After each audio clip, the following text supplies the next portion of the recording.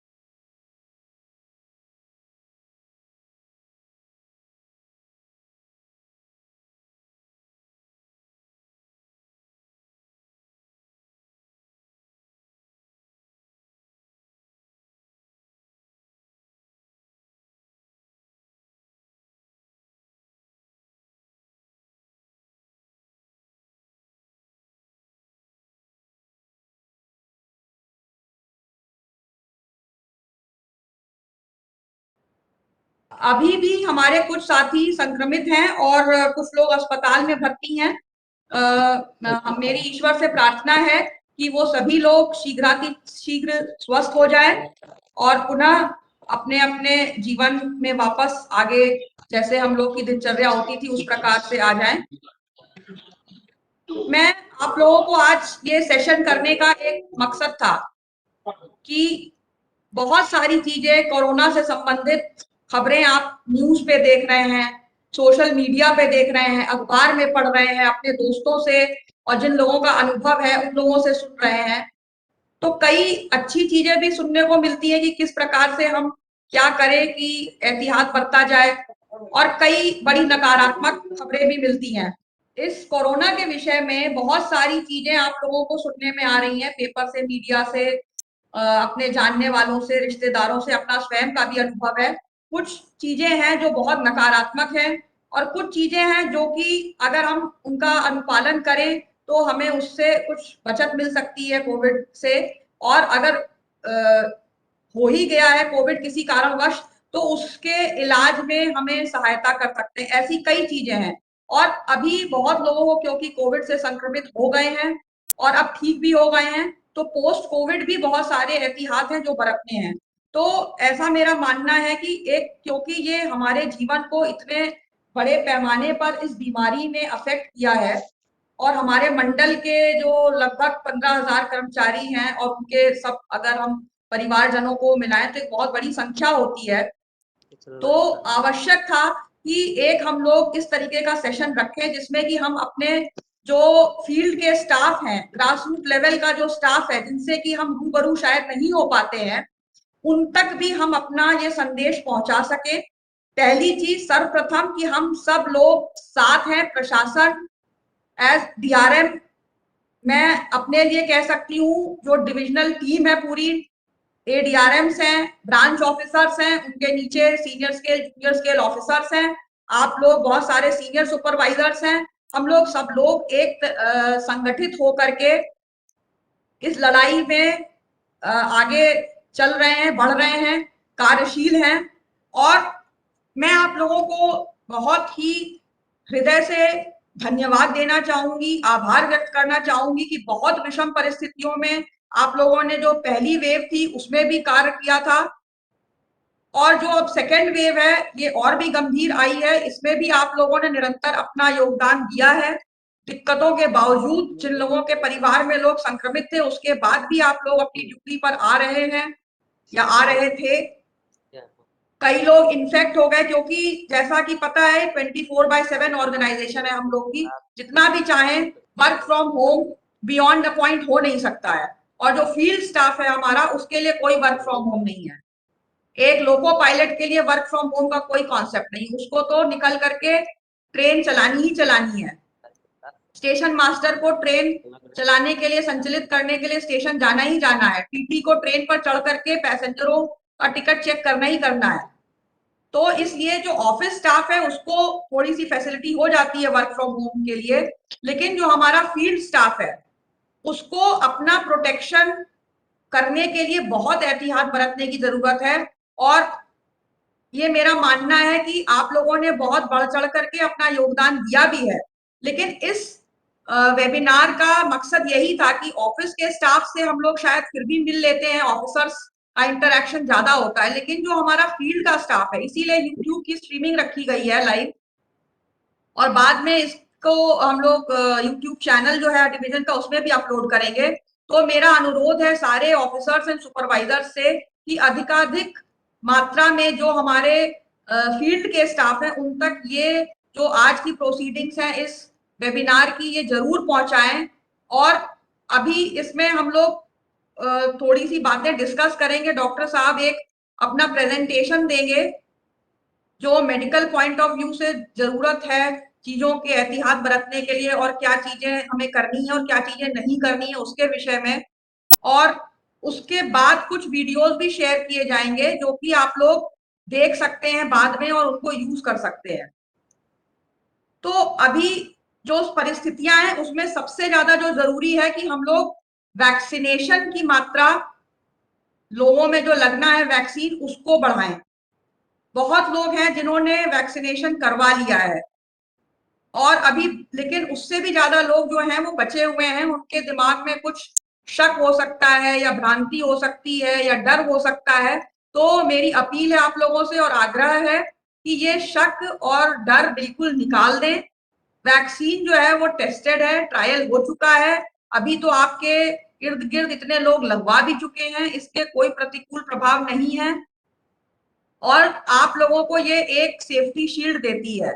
कई लोगों के दिमाग में ये एक शक है कि इसकी तो एफिकेसी इतनी नहीं है, लगवाने के बाद भी हो सकता है। बिल्कुल सही, हो सकता है, कई लोगों को हुआ भी है। हमारे डॉक्टर्स जितने बैठे हुए हैं यहाँ पर, सीएमएस साहब को, बहुत लोगों को हुआ, लेकिन होने के बाद आपको बहुत माइल्ड सिम्टम्स आएंगे, हल्के में आपको ये बीमारी निकल जाएगी। जो एक सीवियरिटी है वो नहीं होगी। जो दिक्कतें आ रही हैं इस बीमारी में सबसे बड़ी यही है कि हम लोग ये वायरल एक तरीके की बीमारी है, ठीक है, वायरस है।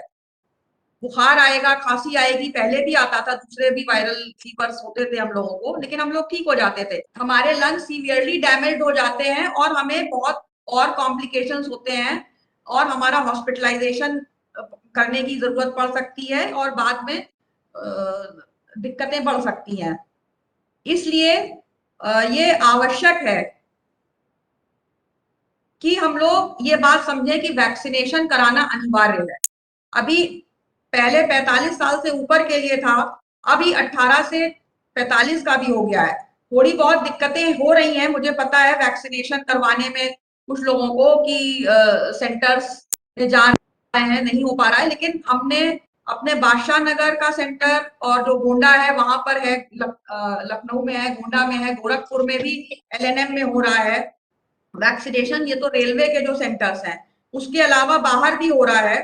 तो मेरी रिक्वेस्ट है कि जो भी नियरेस्ट आपका वैक्सीनेशन पॉइंट है वहां पे आप लोग करवा लें और उसके लिए रजिस्ट्रेशन अब अनिवार्य हो गया है। वो उसकी विधि भी एक बाद में वीडियो दिखाई जाएगी, उसमें कैसा है, कोविन ऐप पे रजिस्टर करके करना है, वो आप लोग देख सकते हैं। आरोग्य सेतु ऐप जो है उस पर डाउनलोड है आपके पास, तो उसमें भी कोविन का लिंक है, वो वहां से भी कर सकते हैं। अपने घर परिवार में भी कृपया सब लोगों को प्रेरित करें कि वो लोग लगवाएं। अपने जो बुजुर्ग हैं घर में, माता पिता या अपने भाई बहन, जो भी क्वालिफाई करते हैं उस एज ग्रुप में, उनको जरूर लगवाएं, क्योंकि उसका मकसद सिर्फ एक है। मान लीजिए 100 लोगों में 80 लोगों ने लगवा लिया, 20 ने नहीं लगवाया, वो 20 लोग जो हैं उनमें संक्रमण की चांसेस भी ज्यादा हैं और वो जो अपना उनका संक्रमण होगा उससे वो दूसरों को भी फैलाएंगे और प्लस उनको जो सीवियरिटी ऑफ द डिजीज है, सीवियरिटी ऑफ द इलनेस है, वो बहुत ज्यादा होगी और उनको तकलीफ होगी और लाइफ थ्रेटनिंग भी हो सकता है। इसलिए कृपया ये आप लोगों को समझने का है कि ये सब लोगों को समझाएं। सब लोगों को मतलब आपके जोन ऑफ इन्फ्लुएंस में जितने भी लोग हैं, जो आपके सहकर्मी हैं, आपके कोलीग्स हैं, आपके मित्र हैं, आपके परिवार के सदस्य हैं, उनको आप लोग इन्फ्लुएंस करिए। ये एक अभियान है, इसको हमें इसमें पूरा बढ़ चढ़ करके भाग लेना है और इसको सक्सेसफुल बनाना है। जितने जल्दी हमारे सभी लोग वैक्सीनेट हो जाएंगे, कुछ डिविजन्स है जहां पर स्टाफ ने बहुत ही अच्छा रिस्पांस दिया और उसमें लगभग सब लोग वैक्सीनेट हो गए, उन्होंने बहुत वॉलंटियर करके किया। हमारे यहाँ भी अच्छा है, स्टाफ आगे बढ़ रहा है। कुछ लोग हैं जिन्होंने अभी भी अपनी अनविलिंगनेस दे रखी है, मेरे को लगता है शायद 86 लोग हैं अभी भी हमारे डिवीजन में जिनको भी लगता है कि वैक्सीन नहीं लगवाना चाहिए।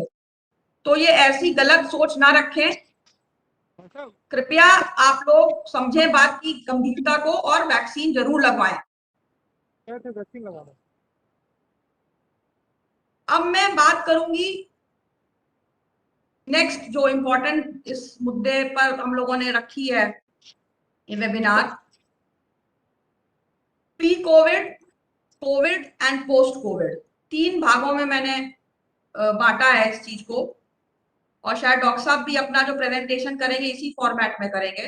तो मैं आप लोगों को कुछ जनरल बातें बताऊंगी, कुछ अनुभव के साथ, कुछ जो मैंने बहुत लोगों से इंटरैक्ट किया है, मेरे को जो जानकारी मिली है और वो सारी ऑथेंटिक जानकारी है, और कुछ चीजें ऐसी होती हैं जो व्यवहारिक तौर पर करना आसान होता है। एक तो होता है जो मेडिकल एडवाइस होती है और एक होता है जो व्यवहारिक ज्ञान होता है। तो मैं थोड़ा सा आप लोगों के साथ साझा करना चाहूंगी अपने कुछ विचार। एक कहावत है रेल में जो आप सभी लोग जानते हैं, सावधानी हटी दुर्घटना घटी। बिल्कुल ये फॉर्मूला जो है ना, ये जो कहावत है, ये 100% इस बीमारी के साथ जो है ये लागू होती है। अगर हम कोविड के पहले की बात करें, जो कोविड से बचाव का जो फेज है, प्रिवेंशन वाला जो है, जैसे ही आप मास्क नहीं पहन रहे हैं और कहीं पर 2 या 2 से अधिक लोगों को मिलना है या बैठना है या साथ काम करना है, मास्क आपने नहीं पहना, सोशल डिस्टेंसिंग नहीं करी, मतलब आपने सावधानी नहीं बरती, तो चांसेस हैं कि यदि कोई व्यक्ति आपके दायरे में आया जो कि संक्रमित है, तो वो आपको भी संक्रमित कर देगा। इसलिए जब हमें, अगर संक्रमित हम जब तक नहीं हैं, तो हमें वो सारे प्रिकॉशंस लेने हैं जो कि बार बार सरकार भी गाइडलाइंस में दोहरा रही है, मीडिया में भी आ रहा है, बहुत ज्यादा अवेयरनेस प्रोग्राम्स हैं, हम लोगों ने भी इसको रिट्रेट किया है। उसको कृपया ध्यान दें। ये बहुत छोटी चीजें हैं जिनसे हम बच सकते हैं। घर में अपने बच्चों को भी समझाएं, परिवारजनों, जो मैं बातें बोल रही हूँ वो सिर्फ आप लोगों के लिए नहीं बोल रही हूँ। आप लोग जिनको जिनको इन्फ्लुएंस कर सकते हैं, be the mentors, be the influencers. आप सब में वो शक्ति है। आप लोग डेली कम से कम 8 से 10 लोग, मिनिमम 8 से 10 लोगों के इंटरेक्शन में आते होंगे, कम से कम। कुछ लोग उससे भी ज्यादा आते हैं। तो मैं आप लोगों को एक तरीके से ये कम्युनिकेट कर रही हूं जिससे कि आप लोग आगे इस इंफॉर्मेशन को डिसेमिनेट करें। ये pipeline of information and communication है, इसलिए मैं आप लोगों को बार बार सजग कर रही हूँ। बहुत बचकानी बातें लगती हैं, अरे मास्क क्या लगाना, लगाना भी है तो नाक के नीचे लगा लिया, गले में लटका लिया, ये नहीं। मास्क लगाने का तरीका है जो कि बताया गया है।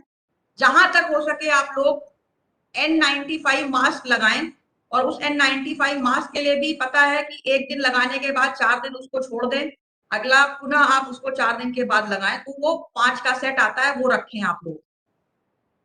अगर N95 नहीं है तो आप लोग डबल मास्क सर्जिकल वाला लगाएं। इस समय जो लहर चल रही है उसमें क्लॉथ वाला मास्क उतना कारगर नहीं है। पहली वेव में हम लोग क्लॉथ का मास्क हम लोगों ने यूज किया था और वो कारगर था, लेकिन सेकेंड वेव में क्लॉथ मास्क उतना कारगर नहीं है।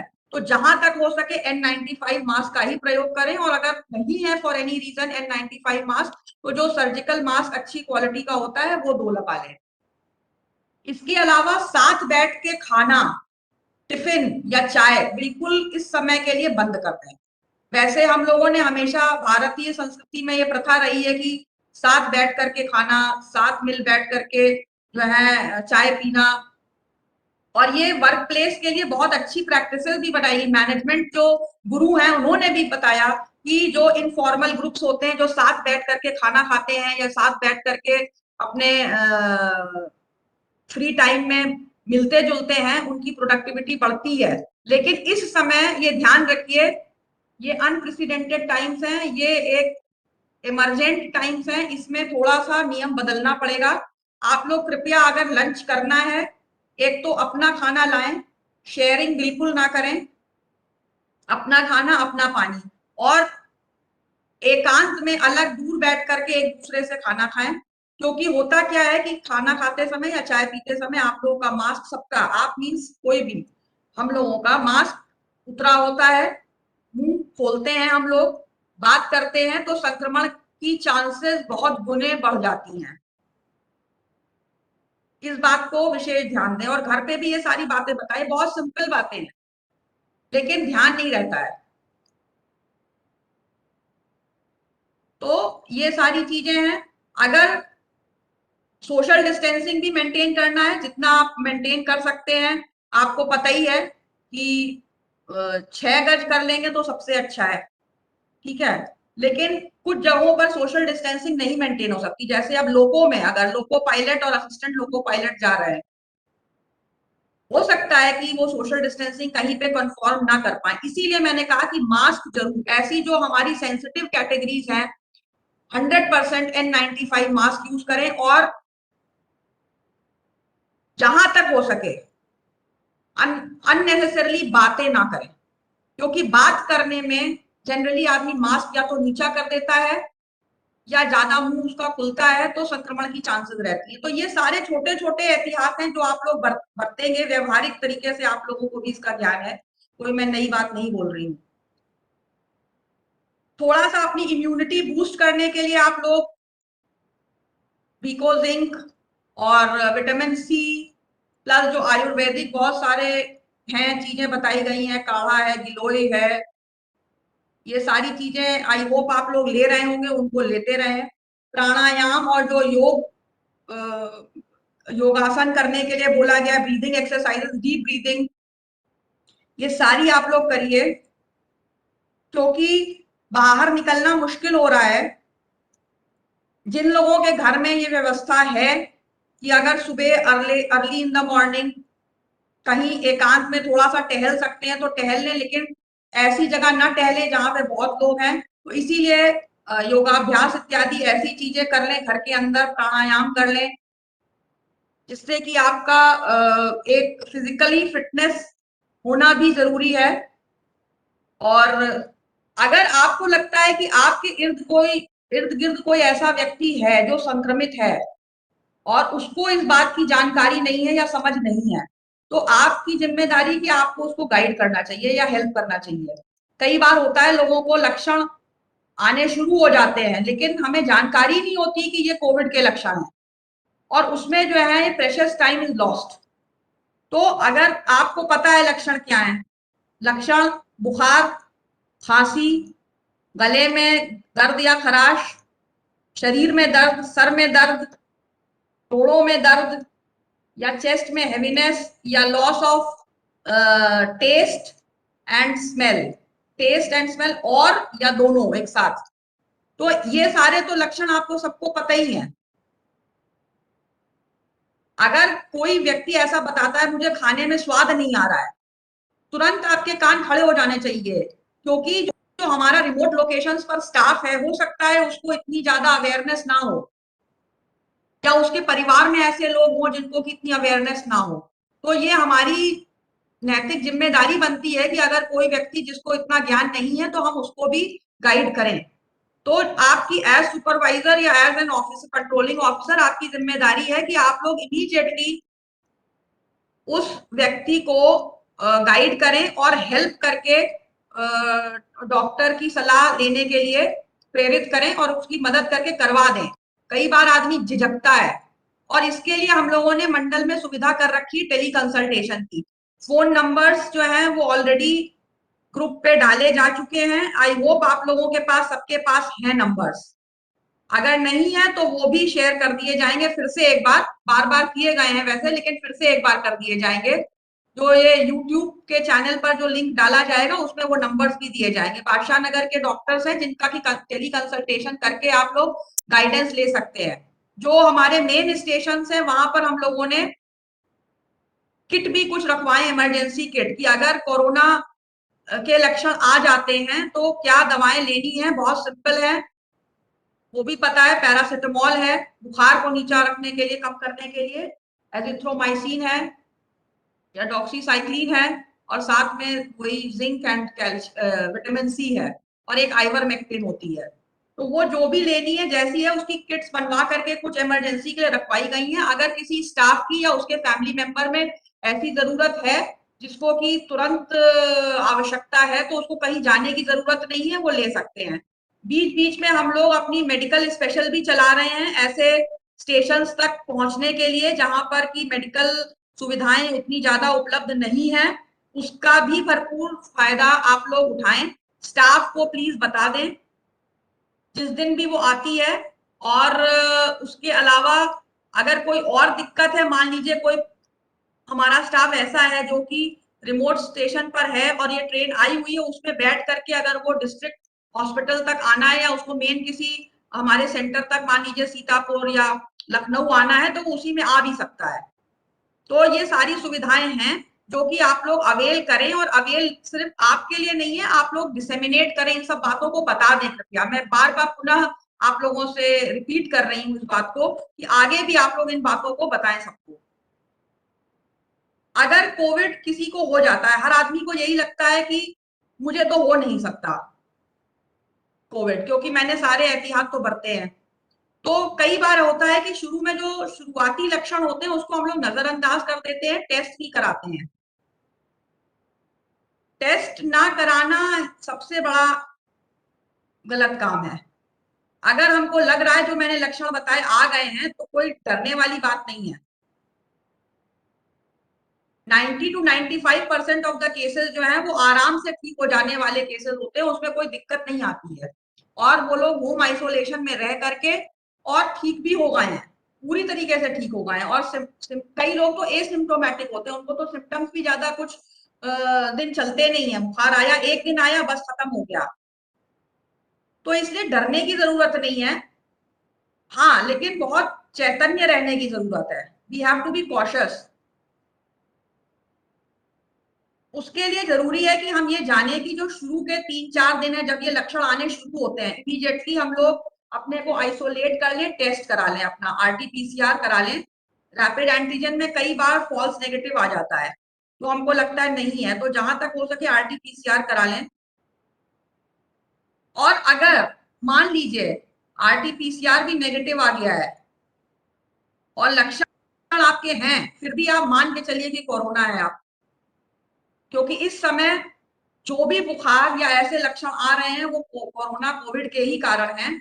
और चीजें जो होती हैं वो उससे कई लोगों ने कंफ्यूज किया कि मलेरिया है, किसी ने कहा टाइफॉइड है, और उसमें शुरू के जो प्रेशियस दिन थे वो लूज किए, and ultimately we lost those people. अगर सांस फूलने लगे तो ये तो बहुत गंभीर लक्षण है। एक चीज और भी मैं बताना चाहूंगी कि जनरली लोगों को लगता है सब ठीक है, बुखार ही तो है, खांसी है, ठीक हो जाएगी। ऐसा नहीं है। कई लोगों का बॉडी का जो रेजिस्टेंस है ना वो इतना होता है कि वो शुरू में लक्षण दिखते नहीं है, लेकिन अंदर जो डैमेज करना होता है वो वायरस कर रहा होता है, और लास्ट में जब जाकर के अगर सांस फूलने वाली स्थिति आ जाती है, इसके मतलब लंग्स में बहुत ज्यादा डैमेज हो चुका है। तो मेरी प्लीज आप लोगों से अर्नेस्ट रिक्वेस्ट है कि जैसे ही अगर सिर्फ एक दिन भी आपके गले में खराश हुई है, कुछ नहीं हुआ है, तब भी आप अपना टेस्ट कराएं या डॉक्टर से जरूर बात कर लें। और यहाँ वहां के जो छोटे मोटे डॉक्टर हैं अगल बगल के, जो सिर्फ आपको एक पुड़िया में दवाई दे देंगे, उन लोगों से मैं कंसल्ट करने की बात नहीं कह रहे हैं। हमारे आप लोग रेलवे के एम्प्लॉइज हैं, रेलवे के डॉक्टर्स हैं, टेली कंसल्टेशन अवेलेबल है। आप लोग प्लीज एक प्रॉपर डॉक्टर को कंसल्ट करें। Your lives are very precious for your family and for us. You all are very important, तो इसलिए प्लीज इसका ध्यान रखें। और जैसे ही अगर शुरू के 3-4 दिन आपने एहतियात बरत करके इमीडिएटली दवाई शुरू कर दी तो बहुत कुछ लड़ाई आपने जीत ली। उसके बाद एक चीज और जो बहुत ध्यान देने वाली है, बहुत ध्यान से इस बात को सुनिएगा, जो पहला हफ्ता होता है बीमारी का, उसमें आपके लक्षण जो है बहुत ज्यादा हो सकता है ना हो, आपके 3-4 दिन में इतने ज्यादा लक्षण ना हो, लेकिन 5वें दिन के बाद से आपको अपने लक्षण बहुत ध्यान से देखने की आवश्यकता है, बहुत ज्यादा ध्यान से। ये बढ़ तो नहीं रहे हैं, खांसी बढ़ तो नहीं रही है, बुखार बढ़ तो नहीं रहा है, तो आपका जो छठा और 7वां दिन है में आपको खुद इस चीज का आकलन करना है कि अगर आपके लक्षण बढ़ रहे हैं, खांसी बढ़ रही है, बुखार बढ़ रहा है, घट नहीं रहा है, या कंटिन्यूअस मेंटेन हो रहा है, या चेस्ट में हैवीनेस हो रही है, इमीडिएटली आप लोग फिर से डॉक्टर को कंसल्ट करके जो और मेडिसिन बढ़ाई जानी है उनके लिए बात करें। सिर्फ ऑक्सीमीटर में देखते रहें, ऑक्सीमीटर तो देखना ही है आपको, थर्मामीटर और ऑक्सीमीटर का यूज करना है, लेकिन ऑक्सीमीटर में अगर आपकी ऑक्सीजन मेंटेन्ड है, SpO2 मेंटेन्ड है, इसका ये मतलब नहीं कि सब चीज ठीक है। SpO2 जो फॉल करती है, आपका जो ऑक्सीजन लेवल फॉल करता है वो बहुत बाद में जाके फॉल करता है। आप लोगों ने शायद सुना होगा, एक शब्द है हैप्पी हाइपोक्सिया। बहुत समय तक बॉडी जो है वो काम चलाती रहती है, कई लोगों में ऑक्सीजन सैचुरेशन लो होने के बाद भी उसके लक्षण विदित नहीं होते हैं। इसलिए उस समय का इंतजार मत करें कि ऑक्सीजन लेवल आपका 93 से नीचे चला जाए। जब 94-95 तक है, उसी समय अगर आपको लग रहा है कि नहीं मेरा बुखार जो है ये 5 दिन से कम नहीं हो रहा है और पहले तो 101 था अब 103 की ओर बढ़ रहा है या खांसी बढ़ती चली जा रही है, तो आप इमीडिएटली डॉक्टर को कंसल्ट करें। मैंने जैसा कि कहा, पहले 3 दिन अपने लक्षण देख करके कोरोना टेस्टिंग कराइए और जो उसके बाद जो है वो 5वें से 7वें दिन या छठे 7वें दिन आप लोग फिर से रिव्यू करिए, क्योंकि जो गंभीरता होती है बीमारी की वो सेकेंड वीक में आती है और जितने क्रिटिकल केसेस जो हॉस्पिटलाइजेशन में कन्वर्ट हुए वो सारे जो है वो सेकेंड वीक तक चले गए थे और उन पर लापरवाही बरती गई थी, इसलिए बहुत कॉम्प्लिकेट हो गए। उसके बाद जैसा भी डॉक्टर आपको बताएंगे, वो डॉक्टर साहब अपने प्रेजेंटेशन में बताएंगे क्या करना होता है, वो दवाएं होती है, स्टेरॉइड देनी है या जो भी करना है या और फर्दर टेस्ट कौन से कराने हैं वो सब डॉक्टर साहब उसके बारे में बात करेंगे। मैं बहुत ज्यादा मेडिकल भाषा नहीं इस्तेमाल करना चाह रही हूँ, मैं सिर्फ जनरल बात कर रही हूँ जो कि सभी लोगों को समझ में आती है कि पहले 3 दिन जिस दिन से एक बार भी खराश, सर दर्द, गले में दर्द कुछ भी हो रहा है, वो 3 दिन के अंदर आप तुरंत दवा शुरू कर दें, एक पहले ही दिन से शुरू कर दें मेरे हिसाब से, लेकिन 1-2 दिन भी डिले ना करें। लेकिन अगर कोविड हो गया है तो 6th एंड 7th डे आप लोग जरूर रिव्यू कर लीजिए आपके लक्षण क्या हैं। इसमें आपको किसी की जरूरत नहीं है, अगर रिमोट लोकेशन पर भी कोई बैठा हुआ है उसको पता चल जाएगा कि मेरा बुखार बढ़ रहा है कि घट रहा है, और तुरंत अपने सुपरवाइजर को बताएं या अपने इंचार्ज को बताएं और immediate medical attention is required at that stage, जिससे कि उसी समय दवाएं दे करके और आप लोगों को ठीक किया जा सके। अगर ये सारी बातें हम लोग समझ लेंगे तो इस बीमारी की जो भीषणता है उससे हम लोग बच सकते हैं। सारे केसेस जितने भी हुए हैं वो सब में वही हुआ था कि SpO2 बहुत नीचे चला गया था 50-60, और बाद में जब लंग्स का इतना ज्यादा डैमेज हो चुका था वो फिर रिकवर नहीं हो पाया, बहुत अनफॉर्चुनेट है।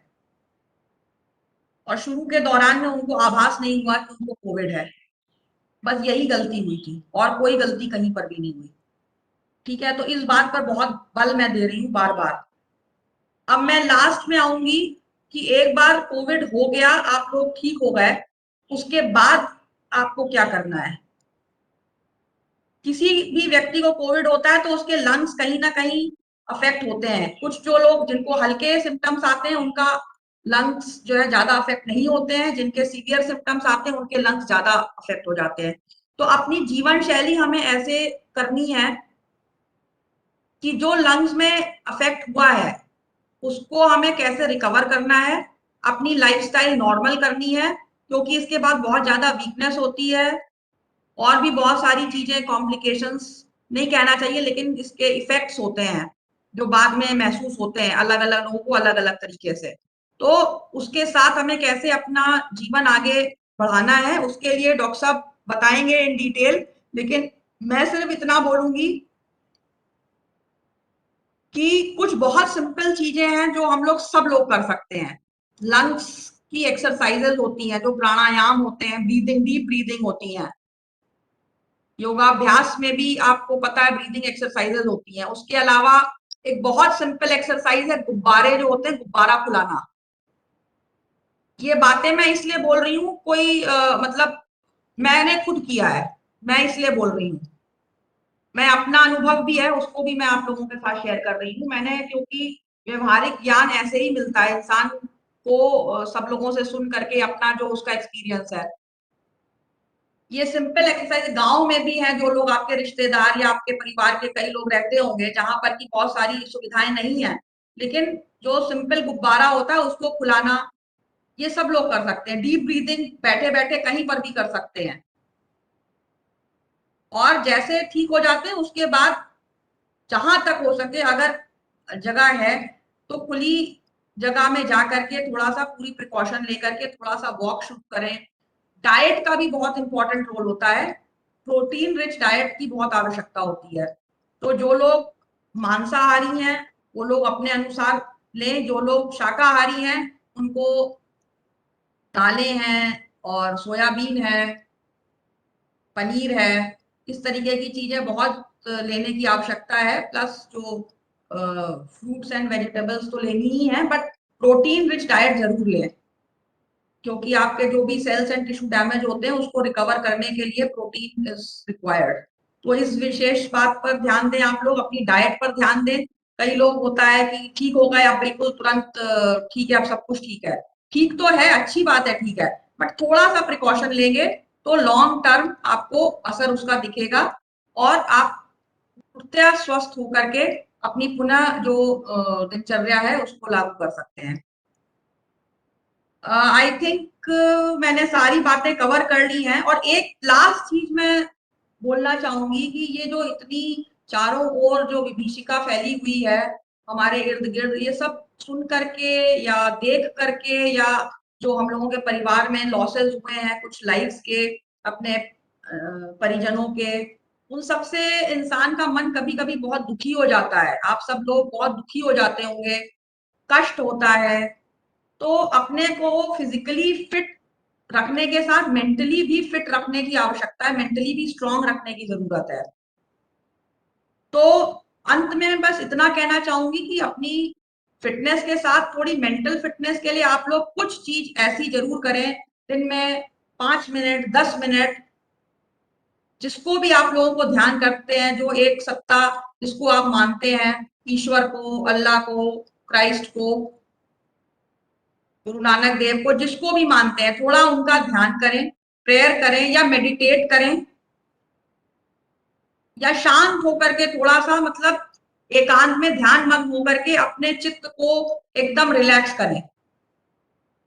वैसे भी हम लोगों की लाइफ बहुत हेक्टिक है और बहुत सारी प्रॉब्लम्स लाइफ में चलती रहती हैं, लेकिन इस समय जो ये महामारी फैली हुई है उसमें कुछ ज्यादा ही इस तरीके का मेंटल ट्रॉमा हो रहा है। रातों रात पता चलता है कोई चला गया एकदम से, बहुत शॉकिंग होता है। तो ये सारी चीजें एब्जॉर्ब करने के लिए मेरा एक सजेशन है, ये व्यवहारिक रूप पे मैं आप लोगों को सुझाव दे रही हूँ, करिएगा। और अगर कोई अच्छी पुस्तक हो जो पढ़ सके, कोई अच्छा लिटरेचर हो, मतलब थोड़ा सा समय 15 मिनट का, आधे घंटे का दिन में किसी समय, जब रात में खास तौर से सोते समय जाने से पहले या सुबेरे उठ करके जल्दी, जरूर ये काम करिएगा। और इन्हीं शब्दों के साथ मैं आप सभी लोगों को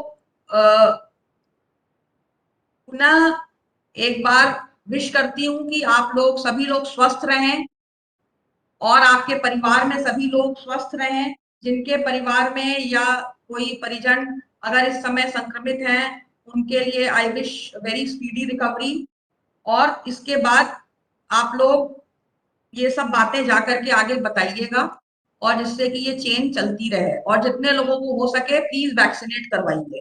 that is my request and appeal to all of you. I will close with these words. अब आगे सीएमएस साहब आपको जो मेडिकल व्यू पॉइंट है वो सारा बताएंगे। तो थैंक यू वेरी मच।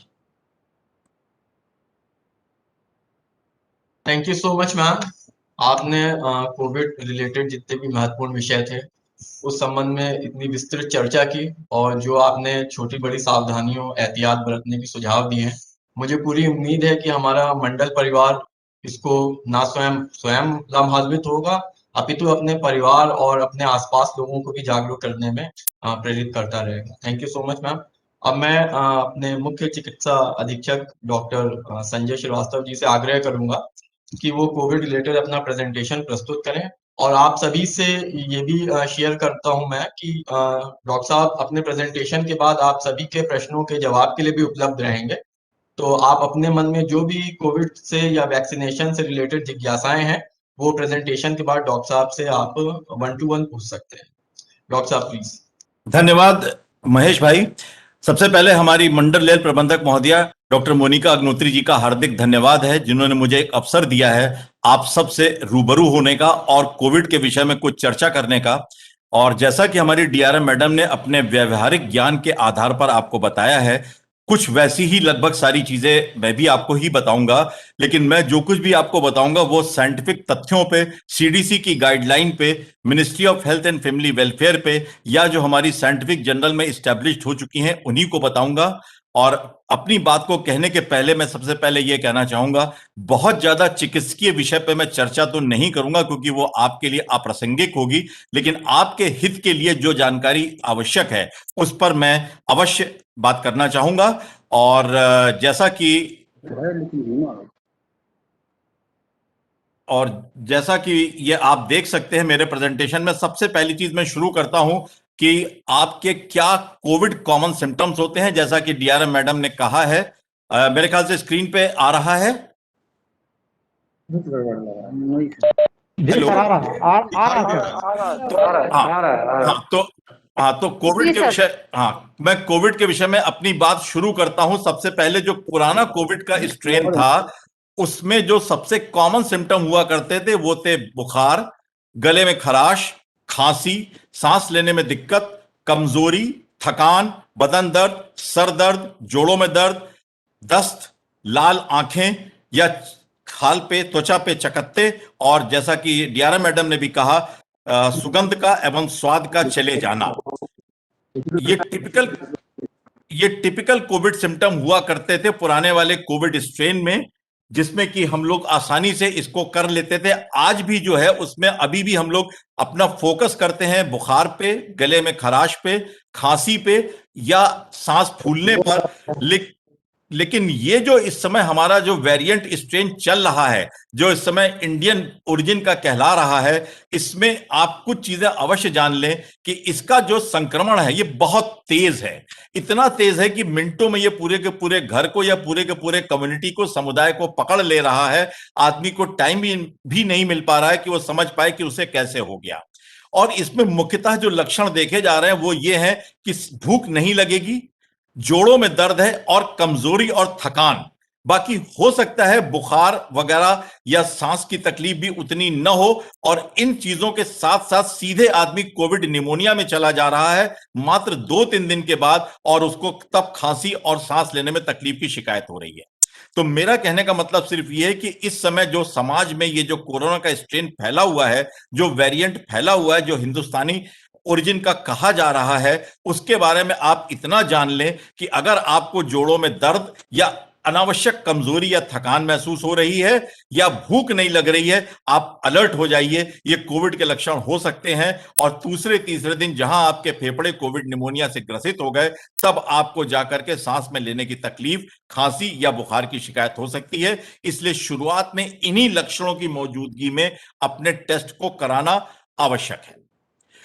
एक और चीज जो इस नए वेरिएंट के बारे में आई है वो ये आपको बता दें, पुराना वाला जो कोविड का वायरस था वो नाक में और गले में ठहरता था और तब जाकर के फेफड़ों में पहुंचता था। इसीलिए उस कोविड के स्ट्रेन में 5वें से 8वें 9वें दिन के बीच में भयावहता आती थी। लेकिन ये जो वायरल वेरिएंट है, ये ना तो आपके नाक में रहता है, ना ये आपके गले में रहता है, ये सीधे सीधे फेफड़ों में पहुंच जाता है, और इसीलिए 2 से 3 दिन के अंदर आपको कोविड निमोनिया दे करके आपको बुरी तरह पस्त कर देता है। और इसीलिए इस समय संक्रमण की दर भी, बीमारी की तीव्रता भी और मृत्यु दर, तीनों चीजें बहुत तेज हो गई हैं।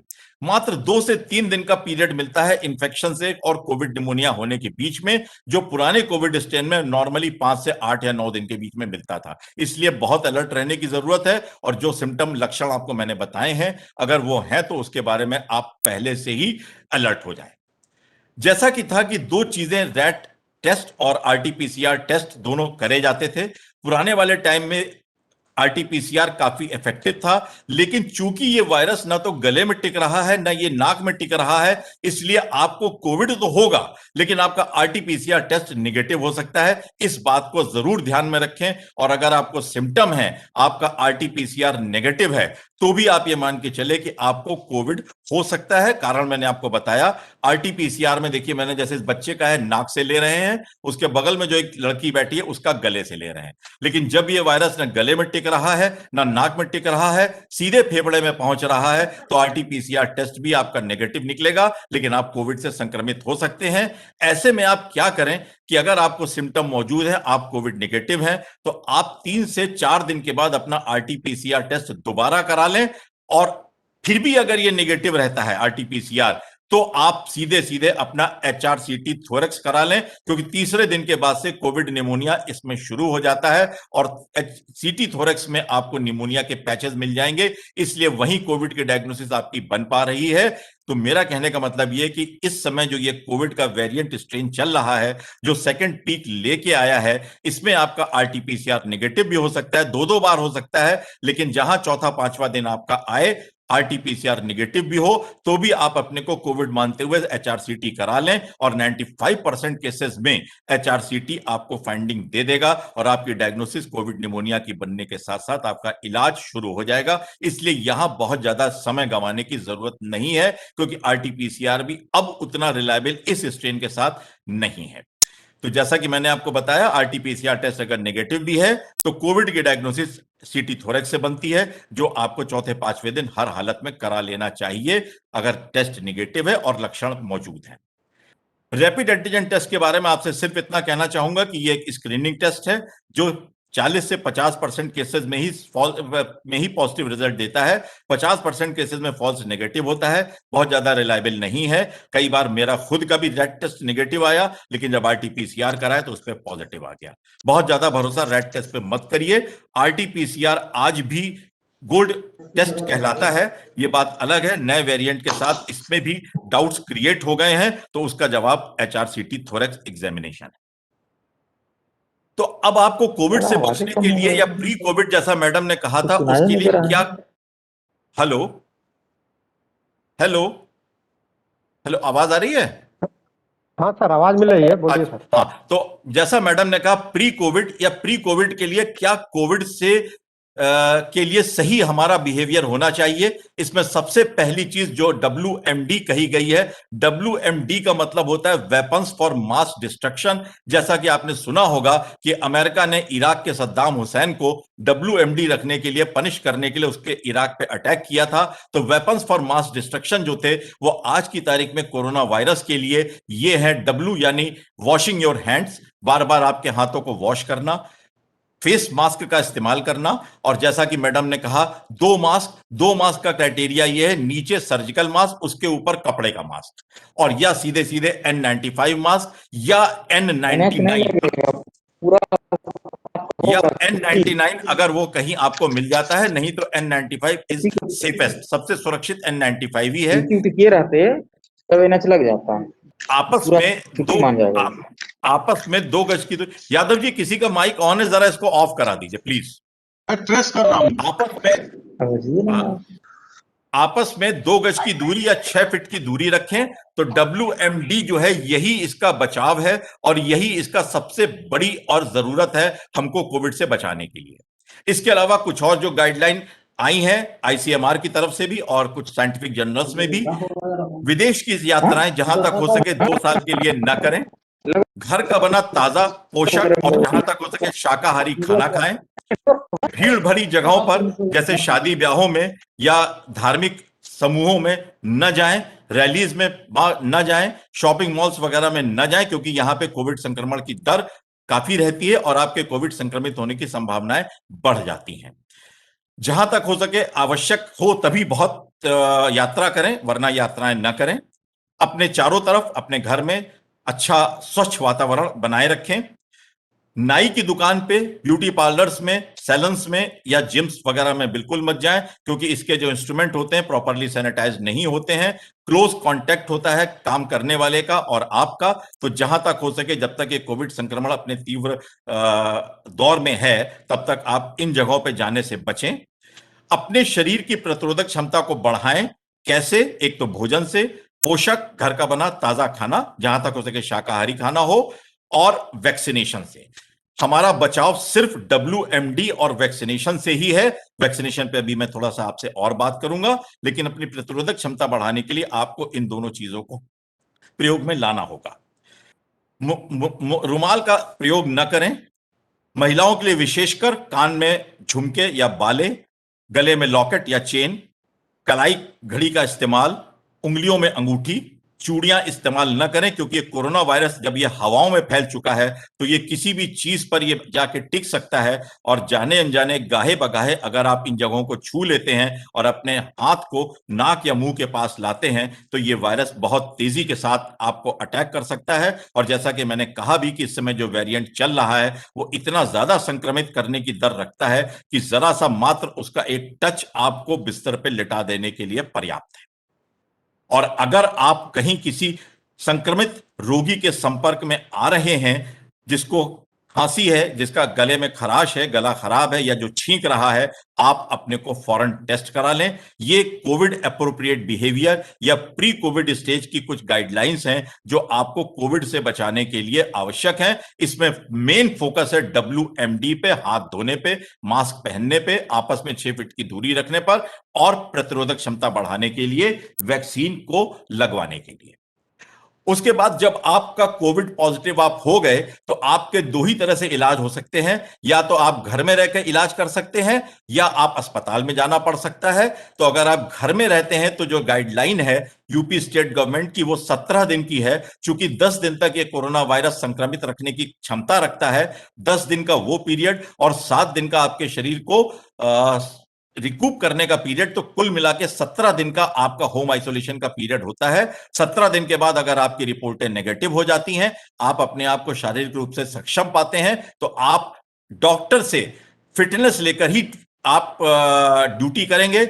मेरा रिक्वेस्ट है सभी फील्ड वर्कर्स से, सभी फील्ड सुपरवाइजर से कि बगैर डॉक्टर से फिटनेस लिए किसी को भी ड्यूटी पर मत लीजिए, क्योंकि किसी भी आदमी की फिटनेस का राइट सिर्फ डॉक्टर को है। दूसरी बात, आपने अपने रिस्क पे अगर उसे ड्यूटी पे ले लिया और कल को उसके साथ कोई हादसा हो गया, वो आप ही को दोष देगा कि देखिए इन्होंने मुझे ड्यूटी दी थी, मैं तो कह रहा था मुझे बहुत कमजोरी, मुझे चक्कर आता है, इन्होंने मुझे जबरदस्ती ड्यूटी पकड़ा दी। ये काम मत करिए, ये काम डॉक्टर का है और डॉक्टर को 17 दिन के बाद आप अवश्य भेज दीजिए।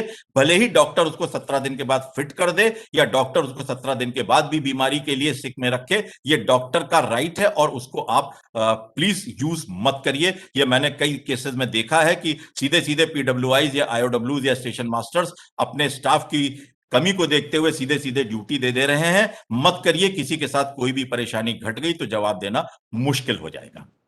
और मैं यहाँ पर जरा सा 1 सेकंड के लिए मैं इंटरवीन करूंगी।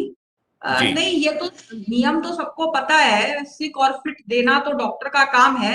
बट एक थोड़ी सी बात मैं यहाँ पे बोलना चाहूंगी कि सारे लोगों को ये बताएं कि 17वें दिन एक बार डॉक्टर से कंसल्ट जरूर कर लें। कुछ लोग ऐसे हैं जो ठीक भी हो गए हैं, वो लोग भले ही अगर उनकी स्थिति नहीं है, कोई जबरदस्ती किसी के साथ नहीं करेगा, लेकिन ये है कि पता होना चाहिए, एडमिनिस्ट्रेशन को ये भी पता होना चाहिए कि हमारा कौन सा स्टाफ है जो 17 दिन के बाद भी अभी ठीक नहीं हुआ है। कई लोग रिकवर कर जाते हैं, कई लोगों को दिक्कतें रहती हैं। तो इसलिए ये सारे ब्रांच ऑफिसर्स भी आप लोगों को बोल रहे हैं और आप लोग काइंडली डिसेमिनेट करिए और इंश्योर करिए जो जिस दिन भी आप कोविड पॉजिटिव हुए हैं, उस दिन से 17th डे पर एक बार डॉक्टर को, जो आपके नियरेस्ट जो भी आपकी है हेल्थ यूनिट, वहां के डॉक्टर को जरूर कंसल्ट करें। या तो आपको फिट मिलेगा, फिट अगर नहीं मिलने की स्थिति है तो आपको एक्सटेंड होगा या जो भी चीजें होंगी, बट रिकॉर्ड में रहना चाहिए। कई लोग ऐसे हैं जो कि पता भी नहीं चल रहा है एडमिनिस्ट्रेशन को कि वो बीमार हैं, उनके बारे में कोई ज्ञान नहीं है किसी को, तो हम लोग उनको हेल्प भी नहीं कर सकते हैं और उसमें ऐसे में दिक्कतें और बढ़ सकती हैं। तो 17 दिन के बाद डॉक्टर के पास एक बार जरूर भेज दें, जरूर भेज दें, तो इस बात को जरूर ध्यान दें। हाँ, और अगर आपका ऑक्सीजन सैचुरेशन 90 डिग्री से नीचे, 90% से नीचे जा रहा है या 90 से 94% के बीच में है और आपको सिम्टम भी है, सांस फूल रही है, तो आपको हॉस्पिटलाइज करने की आवश्यकता है। और ये नीचे देखिए 2 मैंने फोटो डाली हैं, ऑक्सीजन सप्लाई वगैरह देने की जरूरतें पड़ सकती हैं। तो अब क्या है जो आपको घर में रह के करना है, आपके लिए क्या गाइडलाइंस हैं कि जब एक बार आप 17 दिन के लिए होम आइसोलेशन में हैं तो आप एक तो मास्क का इस्तेमाल करेंगे, हाथों को बराबर धोते रहेंगे, सफाई से रहेंगे और आपस में घर के दूसरे लोगों से पर्याप्त दूरी बनाए रखेंगे। और जब आप आइसोलेटेड हैं तो आपको किसी से भी मिलने जुलने की इजाजत मोटे तौर पे बिल्कुल भी नहीं है और फिजिकल डिस्टेंसिंग आपको पालन करनी है ताकि दूसरे लोगों को संक्रमण न पहुंचे। पानी खूब सारी मात्रा में लें, शरीर में पानी की कमी नहीं होनी चाहिए वरना आपको कमजोरी और आपको दूसरे लक्षण भी आ सकते हैं। घर का बना संतुलित भोजन, पोषक भोजन, ताजा भोजन और जहां तक हो सके शाकाहारी भोजन लें। प्रोटीन रिच फूड लेना अच्छी बात है और उसमें जैसा कि मैडम भी बोली थी, वेजिटेरियन फूड में अगर कोई प्रोटीन का फूड है तो वो सोयाबीन है, तो सोया आपको इस्तेमाल करना चाहिए। भरपूर नींद लें, आराम करें। धूम्रपान की आदत अगर है तो बिल्कुल त्याग दें। और अल्कोहल के बारे में कहा जाता है कि कोविड होने के बाद कम से कम 30 दिन तक तो अल्कोहल का बिल्कुल प्रयोग ना करें, कम से कम 30 दिन। हो सके तो छोड़ दें तो अच्छी बात है, लेकिन 30 दिन तक बिल्कुल प्रयोग ना करें। अपनी हेल्थ को बराबर देखते रहें। उसमें क्या क्या देखना है? अपना तापमान सुबह और शाम का, अपना ब्लड प्रेशर, अगर आपके पास इंस्ट्रूमेंट है तो रिकॉर्ड कर लें, अगर आप डायबिटिक हैं तो शुगर अपनी मेजर कर लें, और सबसे बड़ी चीज पल्स ऑक्सीमीटर। देखिए मैंने नीचे एक फोटो दिखाई है जो उंगली में पल्स ऑक्सीमीटर लगा हुआ है, और यही SpO2 बताता है, ऑक्सीजन लेवल बताता है, जो आपको आपकी अंदरूनी हालत के बारे में आगाह करता है। तो अपनी हेल्थ को मॉनिटर करें, तापमान देखें, ब्लड प्रेशर देखें, शुगर मेजर करें, पल्स ऑक्सीमीटर से अपना ऑक्सीजन सैचुरेशन देखें, भाप लें, नमक के गरारे करें अगर आपको बराबर सूखी खांसी या गले में खराश बनी हुई है। अर्ली वार्निंग साइंस, आपको कब चेतना है? जब आपका बुखार बहुत तेज आ रहा है, 102 103 आ रहा है, सांस की दिक्कत बढ़ रही है, सांस लेने में परेशानी हो रही है, आपका ऑक्सीजन लेवल 94 से नीचे गिर रहा है, आपको छाती में बिना किसी कारण के दर्द हो रहा है, या आपको दिमागी कंफ्यूजन हो रहा है, आपको लग रहा है कि जैसे आप कुछ सही तरीके से सोच नहीं पा रहे हैं, दूसरे कह रहे हैं कैसी बहकी बहकी बातें कर रहे हो, या आपको लगे कि कुछ आपकी मेंटल स्टेट क्लियर नहीं है, या आपको अपने शरीर के किसी हिस्से में कमजोरी महसूस हो। क्योंकि दिमाग में जब कभी ये पहुंचता है या दिमाग पे अटैक करता है तो कहीं ना कहीं कुछ कुछ पैरालिसिस के सिम्टम्स आने लगते हैं। तो अगर आपको शरीर के किसी भी हिस्से में कमजोरी महसूस हो रही है तो ये जान लीजिए कि आपको कुछ ब्रेन सिम्टम्स भी शुरू हो चुके हैं। ये अर्ली वार्निंग साइंस है जहां आपको अलर्ट हो जाना चाहिए। और अगर आपका SpO2 किन्हीं भी कारणों से 90% के नीचे जा रहा है तो आपको हॉस्पिटलाइज होना ही होना है। आपको घर पे रह के रिस्क लेने की कोई भी आवश्यकता नहीं है। बाकी कोविड की दवाएं जैसा मैडम ने बोला भी था जो किट में दी जाती हैं, इवरमेक्टिन है, एजिथ्रोमाइसिन है, डॉक्सीसाइक्लिन है, विटामिन सी है, बी कॉम्प्लेक्स है, पैरासिटामोल या और भी जो है, ये आप पूरी तौर से नियम से लें। जो 10 दिन का पैकेट आपको किट प्रोवाइड किया जाता है स्टेट गवर्नमेंट की तरफ से भी, और नहीं तो हम लोग भी देते हैं। और हम लोगों ने जैसा कि मैडम ने बताया बहुत से स्टेशन पे कुछ कुछ पैकेट छोड़ दिए हैं ताकि अगर किन्हीं को किन्हीं वजहों से कोविड ड्रग्स नहीं मिल पा रही हैं तो वो स्टेशन मास्टर से या IOW से या PWI से लेकर उसको टाइम से शुरू कर सके।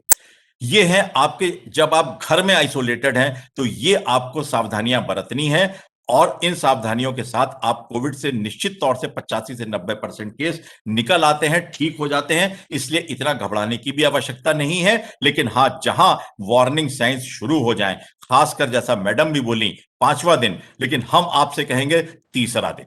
नया वेरिएंट जो आया है ये 3रे दिन से गड़बड़ शुरू कर देता है। आप सेकंड और थर्ड दिन से अलर्ट हो जाइए, और अगर कुछ भी ऐसा नया दिखता है आप वहीं से हॉस्पिटलाइजेशन की बात शुरू कर दीजिए। पुराने वाले स्ट्रेन के साथ 5वें दिन के बाद हम लोग कहते थे, लेकिन अब ये चूंकि पैटर्न चेंज हो गया है तो थोड़ा सा हम लोग को इसकी जानकारी रखना भी आवश्यक हो गया है। जब आप अस्पताल पहुंचते हैं तो अस्पताल में आपको दवाइयों से ट्रीट किया जाता है। आपकी स्थिति के हिसाब से आपको स्टेरॉइड्स दिए जा सकते हैं। डेक्सामेथासोन है, प्रेडनिसोलोन है, मिथाइल प्रेडनिसोलोन है। और ये बीमारी चूंकि आपके खून में थक्के जमाने की क्षमता रखती है जिसकी वजह से आपको नुकसान होता है, तो आपके खून को पतला करने के लिए कुछ दवाइयां शुरू की जा सकती हैं। आपके फेफड़ों में जो निमोनिया है उसको कम करने के लिए एंटीबायोटिक्स इंजेक्टेबल दिए जा सकते हैं। कई सारे आते हैं, वो आपका डॉक्टर डिसाइड करता है क्या देना है। एंटीवायरल ड्रग में आपको बता दूं, रेमडेसिविर, फेविपिविर या टोसिलिजुमैब, ये जो भी आई हैं इनका कोई रोल अभी तक साइंटिफिकली स्टैब्लिश नहीं है। और रेमडेसिविर वगैरह जो है ये शुरुआत के 5 दिन में ही कारगर होती है, वो भी एडमिटेड पेशेंट्स में। घर में रह के इंजेक्शन रेमडेसिविर का लगवाना बिल्कुल जस्टिफाइड नहीं है। वैसे भी इनका कोई रोल अभी तक स्टैब्लिश हुआ भी नहीं है, इसलिए इनके बारे में बहुत ज्यादा कोई धारणा न बनाए। कोई बहुत सिग्निफिकेंट रोल नहीं है। और अगर आप डायबिटिक हैं तो डायबिटीज की जो भी दवा आप ले रहे हैं वो लें। ये जरूर ध्यान रखें कि अगर आपका स्टेरॉइड शुरू हो गया है तो आपकी डायबिटीज कंट्रोल के बाहर जाएगी, और जब जाएगी तो उसको कंट्रोल करने के लिए आपको इंसुलिन पे आना ही आना है, और अगर जरूरत है तो आप अवश्य लें। इन दवाइयों से जब आप हॉस्पिटल पहुंचते हैं तो आपका इलाज शुरू होता है। साथ में चूंकि आपका ऑक्सीजन लेवल गिरने लगता है तो ऑक्सीजन की जरूरत आपको होती है, जिसके लिए आपको या तो मास्क, देखिए सबसे ऊपर वाले कोने में फोटो दिखाई है मैंने, मास्क से आपको ऑक्सीजन दी जा सकती है। दूसरा होता है हाई फ्लो नेजल कैनुला, जिससे दी जा सकती है। तीसरा होता है नॉन इन्वेजिव वेंटिलेशन, बाईपैप या सीपैप। नंबर 2 पे जो पिक्चर देखिए, इसमें लड़की के हम लोगों ने बाईपैप दिखा रखा है। और तीसरा होता है, जब इससे भी काम नहीं होता है तो हम लोग इन्वेजिव वेंटिलेशन करते हैं, जिसमें सीधे सीधे गले से एक नली फेफड़े में डाल देते हैं या गले के नीचे एक छेद करके सांस की नली में एक ट्यूब डाल देते हैं, और इसको इन्वेजिव वेंटिलेशन कहते हैं, जो वाकई में एक काफी गंभीर स्थिति है। और एक बार इस स्टेज में जब आदमी पहुंच जाता है तो निकलना उसका लगभग असंभव होता है, क्योंकि जब एक बार ट्यूब पड़ जाती है तो उसमें सेकेंडरी इन्फेक्शन शुरू हो जाते हैं, जिसकी वजह से आदमी की मौत लगभग निश्चित हो जाती है। नीचे तीसरी फोटो जो वो देखिए, मैंने आपको इसी तरह की दिखाई, जिसमें एंडोट्रेकियल ट्यूब के थ्रू इन्वेजिव वेंटिलेशन किया जा रहा है। तो जब आप अस्पताल पहुंचेंगे, SpO2 आपका 90 के नीचे पहुंच गया तो जाना ही जाना है। 90 से 94 के बीच में अगर आपको सिम्टम्स बढ़ रहे हैं तो भी जाना है, और इन दवाइयों से आपके डॉक्टर्स आपको इलाज करेंगे और अमूमन सफलता मिलती है। 70-80% केस में ठीक भी हो जाते हैं। हाँ, 5 से 10% केसेस में दिक्कतें बनी रहती। अब इसके बाद क्या हुआ, जब आप कोविड से ठीक हो गए तो कोविड से ठीक होने के बाद आपको क्या केयर करनी है और क्या आपका मैनेजमेंट प्रोटोकॉल होगा, ये ministry of health and family welfare की जो गाइडलाइंस हैं, इसके हिसाब से मैं आपको बता रहा हूं। मेन प्रॉब्लम जो होती है वो होती है थकान की, बदन में दर्द की, खांसी की, गले में खराश की, सांस लेने में दिक्कत की, और या आजकल जो सबसे बड़ी समस्या आ रही है वो आ रही है एंजाइटी, चिंता, डिप्रेशन, जो बहुत बड़ी समस्या बन के खड़ा हो रहा है। और आदमी इनसे तो निपट ले रहा है, लेकिन एक बार वो मानसिक रूप से अगर वो डाउन हो रहा है तो उसको अपने पुराने लेवल पे लाने में बहुत दिक्कतें आ रही हैं। साइकोलॉजिकल काउंसलर्स की भी जरूरत पड़ रही है, साइकेट्रिस्ट की भी जरूरत पड़ रही है, और कहीं कहीं तो ऐसा भी देखा गया है कि आदमी आत्महत्या तक कर रहा है। आप सबने शायद पेपर में पढ़ा होगा, कितने कोविड पॉजिटिव केसेस ने अस्पताल की ऊपरी मंजिल से नीचे छलांग लगाकर अपना जीवन खत्म कर लिया। ये एक बहुत बड़ी समस्या है, जो कोविड के दौरान भी है, कोविड के पहले भी है और कोविड के बाद भी है, जिसको एड्रेस करना हमारे लिए आवश्यक है। तो क्या प्रोटोकॉल होता है पोस्ट कोविड केयर का?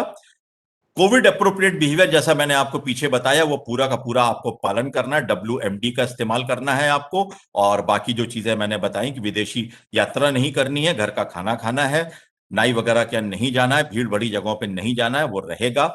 पानी आपको अच्छे से लेना है ताकि आपके शरीर में पानी की कमी ना होने पाए और आपकी किडनी ना काम करना बंद कर दें। अभी एक केस हमने ऐसा भी देखा जिसमें पानी न लेने की वजह से या पानी कम लेने की वजह से उसके किडनी फेलियर हो गया और अल्टीमेटली फिर उसको डायलिसिस पे लाना पड़ा। इसलिए पानी की कमी ना हो तो भरपूर पानी की मात्रा लें।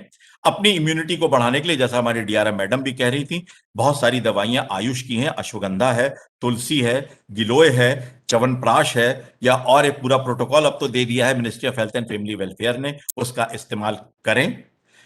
घर के काम को या अपने प्रोफेशनल काम को एकदम से स्टार्ट ना कर दें, धीरे धीरे करके करें। आज आप अगर नीचे के तल्ले पर रह रहे हैं तो एक मंजिल ऊपर चढ़ें, उसके बाद दूसरी मंजिल ऊपर चढ़ें। अस्पताल में आए या अपने ऑफिस में आए तो एक एक दिन छोड़ के आए, बहुत धीरे धीरे अपनी सारी एक्टिविटी को रिज्यूम करें, वरना आपकी बॉडी इस समय वैसे भी थ्रेटेंड है और जरा सा भी उस पर अगर लोड या स्ट्रेस पड़ता है तो वो बकल अप कर जाएगी, गिव वे कर जाएगी और आप नई मुसीबत में आ जाएंगे। मैडम ने भी बताया, माइल्ड और मॉडरेट एक्सरसाइज आपके लिए जरूरी है। योग के आसन है, प्राणायाम है, ध्यान है, और ब्रीदिंग एक्सरसाइज, जैसा मैडम ने कहा, सबसे बढ़िया चीज है गुब्बारा फुलाइए, या बाजार में खिलौनों की दुकानों पे स्पायरोमीटर मिल जाता है, उसको आप फूंकिए, फूंक करके अपने फेफड़ों की क्षमता को बढ़ाइए, क्योंकि ये बीमारी फेफड़ों को ही मेनली इफेक्ट करती है। इसलिए फेफड़ों की क्षमता कल को कम ना होने पाए, उनके अंदर फाइब्रोसिस होने की वजह से वो कमजोर ना पड़ जाएं, तो ब्रीदिंग एक्सरसाइज पे फोकस करिए। सबसे आसान ये फुटबॉल का ब्लैडर, टोटी वाला जो ब्लैडर आता है वो ले लीजिए, या बड़ा वाला गुब्बारा ले लीजिए, या स्पायरोमीटर पे अपने फेफड़ों की ताकत को बढ़ाइए। कुछ नहीं करिए तो ऊपर खाली बैठ करके गहरी गहरी सांस लीजिए, रोकिए और निकालिए। और जैसा कि मैडम ने भी कहा, चलना जरूरी है, चाहे सुबह चलें चाहे शाम चलें, लेकिन उतना ही चलें जितने में आप पस्त ना हो जाएं। यहां पे बस एक चीज मैं आपको बताना चाहूंगा, डेली कोविड से जो मरीज निकल के आ रहे हैं वो 6 मिनट का वॉक टेस्ट जरूर करें। क्या होता है 6 मिनट का वॉक टेस्ट? ये कि 6 मिनट के पहले आप अपना ऑक्सीजन सैचुरेशन देख लें, घर की छत पे जाके, खुले में जाके 6 मिनट तक लगातार आप वॉक करें, और 6 मिनट के बाद आप अपना ऑक्सीजन सैचुरेशन फिर नाप लें। अगर ये 4 से 6% गिर रहा है, मान लीजिए आपका वॉक शुरू करने के पहले ये 98 था और ये 6% गिर के 92 आ रहा है, ये मान के चलिए कि आपके फेफड़े अफेक्टेड हैं और आपके फेफड़े अभी पूरी तरह से रिकवर्ड नहीं है। तो ये 6 मिनट वॉक टेस्ट हर कोविड पॉजिटिव केस को कोविड के होने के बाद करके देखना चाहिए, कम से कम 2 से 3 महीने तक, क्योंकि इसकी कॉम्प्लिकेशन कोविड होने के बाद भी 2 से 3 महीने तक देखी जा रही है। इसलिए 6 मिनट का वॉक टेस्ट डेली करिए। घर का बना ताजा संतुलित भोजन, पोषक भोजन करिए। बाहर का खाना बिल्कुल मत लीजिए। मिर्च मसाले जो भी इस्तेमाल होते हैं वो आपको नुकसान पहुंचा सकते हैं। कोविड होने के पश्चात जब आप ठीक हो जाएं, भरपूर नींद लीजिए, आराम भी करिए। और जैसा कि है, धूम्रपान की आदत छोड़ दीजिए। अल्कोहल अगर लेने की आदत रही है, छोड़ दीजिए। और अगर फिर भी बहुत आप लती हैं तो आप कम से कम 30 दिन तक तो बिल्कुल भी अल्कोहल का सेवन न करें, कोविड से ठीक होने के बाद भी। जो भी मेडिकेशंस आपको बताए जा रहे हैं आपके डॉक्टर द्वारा कोविड के लिए भी या आपकी बीमारियों के लिए, उनको आपको पूरा का पूरा वैसे का वैसा ही लेना है, उसमें कोताही न करें, वरना दिक्कतें आ सकती हैं। इसके अलावा आपके जो भी वाइटल पैरामीटर्स होते हैं, जैसे ब्लड प्रेशर है, आपका ऑक्सीमीट्री है, आपका टेम्परेचर है, उसको खुद से घर पे मॉनिटर करते रहें। और अगर कोई नया सिम्टम आता है या कोई पुरानी चीज फिर से कुछ गड़बड़ाती है तो अलर्ट हो जाइए और थोड़ा सा कंसल्टेशन, टेली कंसल्टेशन या जैसा भी कंसल्टेशन, फिजिकल कंसल्टेशन अपने डॉक्टर से कर लें। ये वो चीजें हैं जो आपको कोविड से निकल आने के बाद करनी चाहिए। यहां एक बात और बता दूं, लोग ये समझते हैं जब हम कोविड नेगेटिव हो गए तो हम ठीक हो गए। कोविड नेगेटिव हो जाने का मतलब ये नहीं है कि आप कोविड डिजीज से फ्री हो गए।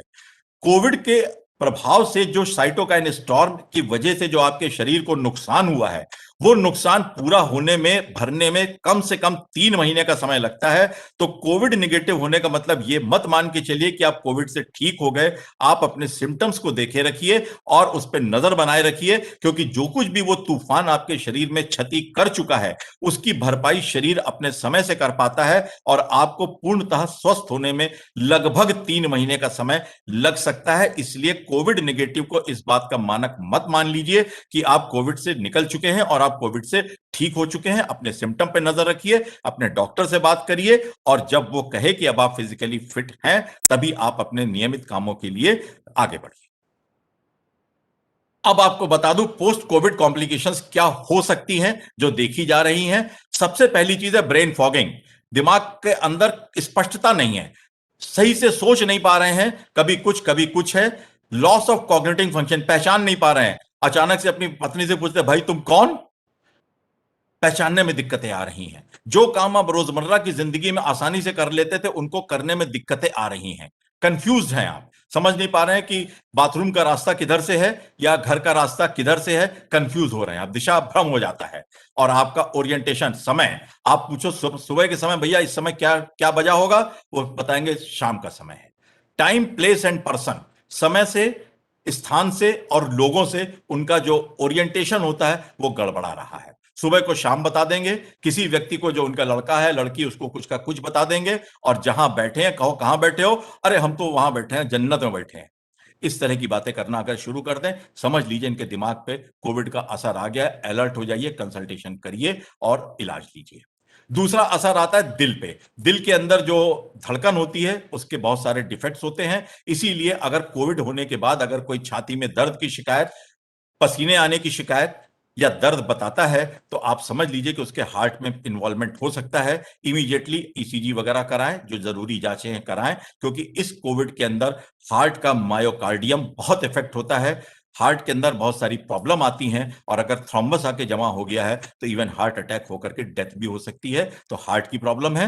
इसके अलावा लंग्स के अंदर चूंकि इन्फ्लेमेशन होता है, सिकुड़न आ जाती है, फाइब्रोसिस हो जाती है, बराबर सांस फूलती रहती है। ये देखिए मैंने एक एक्सरे दिखा रखा है कि पोस्ट कोविड केस में एक्सरे में कैसा दिखता है। ये देखिए जो सफेद सफेद आपको धारियां दिख रही हैं, ये सब इनमें निमोनिया हुआ था। निमोनिया ठीक तो हो गया, लेकिन अपने पीछे ये बर्बादी के लक्षण फाइब्रोसिस के रूप में छोड़ गया, जिससे लंग की क्षमता सांस लेने की कम होती जा रही है और आदमी की भी कार्य करने की क्षमता प्रभावित होती है। इसके अलावा ये कोविड की बीमारी हार्मोन्स को भी डिसफंक्शन करती है, डायबिटीज को जन्म दे सकती है। अगर आप डायबिटिक पहले नहीं थे तो आप डायबिटीज के शिकार हो सकते हैं, और अगर आप पहले थायराइड के शिकार नहीं थे तो इस बीमारी के चलते आपको थायराइड की भी बीमारी हो सकती है। इसलिए कोविड के शुरू होने के बाद और कोविड से निपट आने के बाद अपने शुगर पे, अपने थायराइड के हार्मोन लेवल पे बहुत नजर रखें, क्योंकि ये दोनों ही चीजें बहुत गड़बड़ा रही हैं कोविड हो जाने के पश्चात। इसके बाद आपको एक और जो चीज आजकल बहुत आ गई है वो मैं आपको दिखा दूं, यह है म्यूकरमाइकोसिस या ब्लैक फंगस, जो किनमें देखी जा रही है? जो डायबिटिक्स हैं और जिनकी डायबिटीज अनकंट्रोल्ड है, जो लंबे समय से स्टेरॉयड ले रहे हैं, और लंबे समय का मतलब होता है हमारी भाषा में कम से कम 6 हफ्ते से लेके 12 हफ्ते तक। तीसरी बात, जो लोग इम्यूनो सप्रेसेंट ड्रग्स पे हैं, जैसे जिनके ट्रांसप्लांट हुए, किडनी ट्रांसप्लांट, लिवर ट्रांसप्लांट, या जो कैंसर के मरीज हैं जो इम्यूनो सप्रेसेंट ड्रग्स पे हैं, उनमें हो रहा है, और या जिनको हॉस्पिटलाइजेशन के दौरान ऑक्सीजन दी गई है ह्यूमिडिफायर के थ्रू, उनमें फंगस का इन्फेक्शन प्रवेश करता है। बाईं तरफ देखिए कोने में मैंने फंगस दिखाया है, उसके बाद बीच में देखिए ये ब्लैक फंगस का एक रोगी है, जिसके आप देख सकते हैं कि बाईं आंख के नीचे काला काला फंगस है, और उसके आगे मैंने दिखाया है इलाज के तौर पे इसका पूरा आंख और इसका वो पूरा पोर्शन काट के निकाल दिया गया है। यही इसका इलाज है अगर इसका जान बचाना है। इस स्थिति तक ये 4 प्रकार के जो श्रेणियां हैं ये रोगी पहुंच रहे हैं, और अब तो एक रिपोर्ट कल लखनऊ मेडिकल कॉलेज में म्यूकरमाइकोसिस डेथ की हो भी चुकी है, 8 केसेस ऑलरेडी डिटेक्ट हो चुके हैं। इवन हमारी रेलवे पॉपुलेशन में एक हमारे रिटायर्ड पर्सनल के कोई कर्मचारी हैं, उनकी वाइफ को हुआ है, जो केके हॉस्पिटल में म्यूकरमाइकोसिस के लिए यही सर्जरी उनकी कल प्लान हुई है, मेरे ख्याल से कल शायद हो भी गई होगी, आने लगा है। अलर्ट हो जाइए, खासकर इस 4 श्रेणी के रोगी जिनको कोविड हुआ है, कोविड से निकल तो आए हैं लेकिन इन 4 के चलते अगर ये म्यूकरमाइकोसिस हो जाता है तो, और ब्रेन तक पहुंच गया, तो 50% लोगों को तो जाना ही जाना है, लेकिन अगर बच भी गए तो इस सर्जरी के चलते आपकी क्या दुर्दशा होनी है। इसलिए मैंने ये स्लाइड आपके सामने रखी है ताकि आप सचेत रहें और इसके प्रति जागरूक भी रहें। अब बात करते हैं प्रतिरोधक क्षमता बढ़ाने के लिए। जैसा डीआरएम मैडम ने भी कहा, सारा का सारा फोकस वैक्सीनेशन पे है, क्योंकि कोविड के विरुद्ध हमारा कवच सिर्फ WMD है, washing your hands, covering your face with mask, social distancing and vaccination. और जैसा कि वैक्सीनेशन के बारे में कहा जाता है कि हमारे यहां 2 तरह की फिलहाल वैक्सीन अवेलेबल है, कोविशील्ड और कोवैक्सीन, और अब सरकार ने कोविशील्ड के लिए 4 से 8 हफ्ते का टाइम बढ़ा के सेकेंड डोज के लिए 12 से 16 हफ्ते का कर दिया है, लेकिन कोवैक्सीन के लिए अभी भी वो 4 से 6 हफ्ते का ही है। तो इसलिए ये शेड्यूल आपको अब अपनाना है, और अगर कोविड इंफेक्शन पहली डोज के बाद हो जाता है तो दूसरी डोज को 4 से 8 हफ्ते के बाद ही देना है, और जहां तक हो सके 2 महीने के बाद देना है, क्योंकि कोविड इंफेक्शन से बनी एंटीबॉडी और वैक्सीन से उपजी एंटीबॉडी से हमारा इम्यून सिस्टम हाइपर एक्टिव ना हो जाए, बहुत ओवर एक्टिव ना हो जाए। इसलिए कोविड इंफेक्शन से रिकवर करने के 2 महीने के बाद ही सेकेंड डोज देनी है, अगर फर्स्ट डोज होने के बाद आपको कोविड हो गया है तो। अगर आपको पहली डोज लगने के पहले ही कोविड हो गया है तो फिर आपको 90 दिन तक रुकना है। यह अमेरिकन CDC की गाइडलाइन है कि कोविड से होने के 90 दिन के बाद ही आप अपनी फर्स्ट डोज लेंगे कोविड वैक्सीन की, उसके पहले नहीं लेंगे। और अगर किन्हीं कारणों से आपने अपनी सेकेंड डोज भूल गए, नहीं ले पाए, तो कोवैक्सीन के लिए आप अगले 45 दिन के भीतर पहले शॉट के ले सकते हैं, और कोविशील्ड के लिए 3 से 4 महीने का है। ये 4 क्राइटेरिया मैंने आपको बता दिए हैं। सेकेंड डोज के लिए 12 से 16 हफ्ते कोविशील्ड में, कोवैक्सीन में 4 से 6 हफ्ते, पहली डोज के बाद अगर कोविड हो गया तो सेकेंड डोज 4 से 8 हफ्ते बाद, यानी 2 महीने बाद। पहली डोज के पहले ही कोविड हो गया है तो 3 महीने के बाद पहली डोज लगेगी वैक्सीन की, और अगर सेकेंड डोज मिस हो गई है तो कोवैक्सीन 45 दिन के बाद भी लग सकती है पहला शॉट के, और कोविशील्ड सेकेंड डोज के बाद भी लग सकती है। अब एक और वैक्सीन स्पुतनिक हमारे यहां मार्केट में आ गई है, वो भी अब आ जाएगी। शेड्यूल उसका भी मेरे ख्याल से लगभग वही है जो कोविशील्ड का है, अब अवेलेबल होने के साथ साथ वो भी प्रयोग में आने लगेगी। अब कोविड-19 वैक्सीन किसको नहीं देनी है? एक तो 18 साल से नीचे के बच्चों में अभी तक नहीं है, हालांकि अमेरिका ने ट्रायल स्टार्ट कर दिए हैं, 2 से 18 के लिए भी उन्होंने वैक्सीन के ट्रायल शुरू कर दिए हैं। उम्मीद है अगले 1 से 2 महीने में उनके लिए भी वैक्सीन बन के आ जाएगी। प्रेग्नेंट और लैक्टेटिंग विमेन के लिए कोविड-19 वैक्सीन अभी तक मना की जा रही है, हालांकि ऑब्स्टेट्रिक एंड गायनेकोलॉजिकल सोसाइटी ने रिकमेंड किया है, लेकिन अभी तक किसी साइंटिफिक जर्नल ने इस बात को अप्रूव नहीं किया है कि प्रेग्नेंट और लैक्टेटिंग विमेन में कोविड-19 वैक्सीन देनी है या नहीं देनी है। इस पे अभी कोई स्पष्ट गाइडलाइन नहीं आई है। आप ये मान के चलिए फिलहाल अभी नहीं देनी है। जिन लोगों को कोविड-19 के एक्टिव सिम्टम है, जैसा कि आपने देखा, उनको कोविड वैक्सीन नहीं देनी है जब तक कि वो पूरी तरीके से रिकवर नहीं हो जाते, और लगभग 3 महीने के बाद ही देनी है। उन लोगों में जिनमें कोविड-19 की पहले डोज के पहले एलर्जिक रिएक्शन हो गया, पहली डोज दी गई उसी में एलर्जी हो गई, उनको नहीं रिपीट करनी है। या किसी भी वैक्सीन से या कोई भी इंजेक्शन देने से अगर किसी को कोई एलर्जिक रिएक्शन हुआ है, उन लोगों में भी कोविड-19 वैक्सीन नहीं देनी है। इसके अतिरिक्त हर व्यक्ति में, चाहे वो हृदय रोग से पीड़ित हो, चाहे वो श्वास रोग से पीड़ित हो, चाहे वो मस्तिष्क रोग से पीड़ित हो, चाहे वो गुर्दा रोग से पीड़ित हो, सब में वैक्सीन लगाई जा सकती है और लगवा लेनी चाहिए, क्योंकि यही एक ऐसी चीज है जो हमको कोविड के संक्रमण के पश्चात भी कम से कम वेंटिलेटर तक जाने में और दुनिया से रुखसत होने से बचा सकती है। इसलिए मेरा आप सबसे निवेदन है कि सब लोग अपना वैक्सीनेशन करा लें, सिर्फ इन कैटेगरी को छोड़ के जिनके बारे में गाइडलाइन अब धीरे धीरे आ रही हैं। जैसे ही आ जाएंगी वैसे ये लोग भी लगवा सकते हैं, लेकिन बाकी सब लोगों को अपने हित में, अपने परिवार के हित में, अपने समाज के हित में और अपने देश के हित में जो है इस वैक्सीन को लगवाना पड़ेगा, तभी कोरोना हारेगा और देश जीतेगा। धन्यवाद।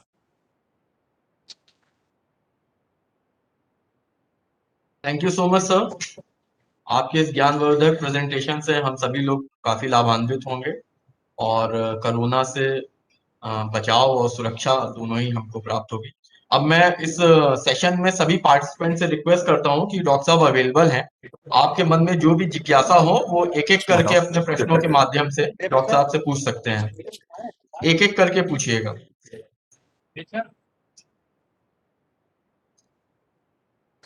इस सेशन के पार्टिसिपेंट्स एक एक करके अपनी जिज्ञासा पूछ सकते हैं डॉक्टर साहब से।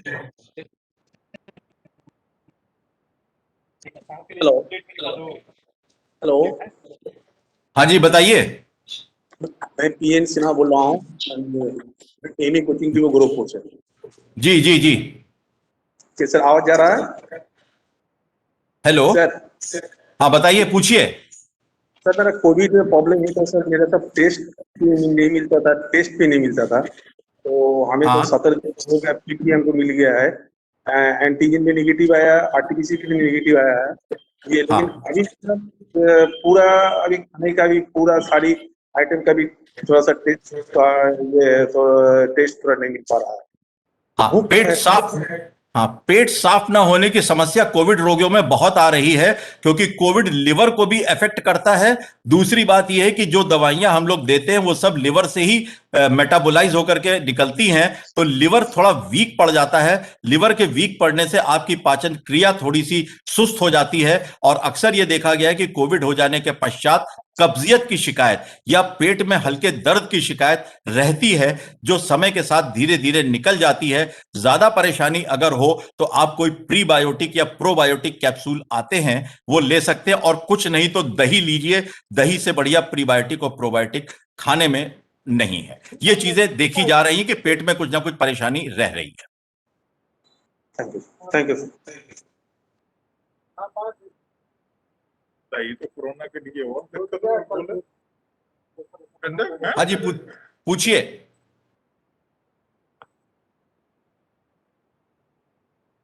सर मैं रविंदर सिंह गार्ड गोरखपुर से बोल रहा हूं सर। बोलिए बोलिए, पूछिए। सर मेरे हम यहाँ गार्ड जीबीआई का काम गार्ड इंचार्ज बुकिंग इंचार्ज हूँ। यहाँ पर मेरे कुछ स्टाफ हैं जो उनको हार्ट की प्रॉब्लम है, तो वो कहते हैं कि हम इंजेक्शन बिना डॉक्टर का सजेस्ट कर नहीं लगवा सकते। क्या ऐसे लोग इंजेक्शन लगा सकते हैं कि नहीं सर? दो बातें समझ लीजिएगा। जिनको हार्ट का रोग है उनको वैक्सीन लगवाने के पहले एक छोटा सा टेस्ट होता है, सीआरपी टेस्ट।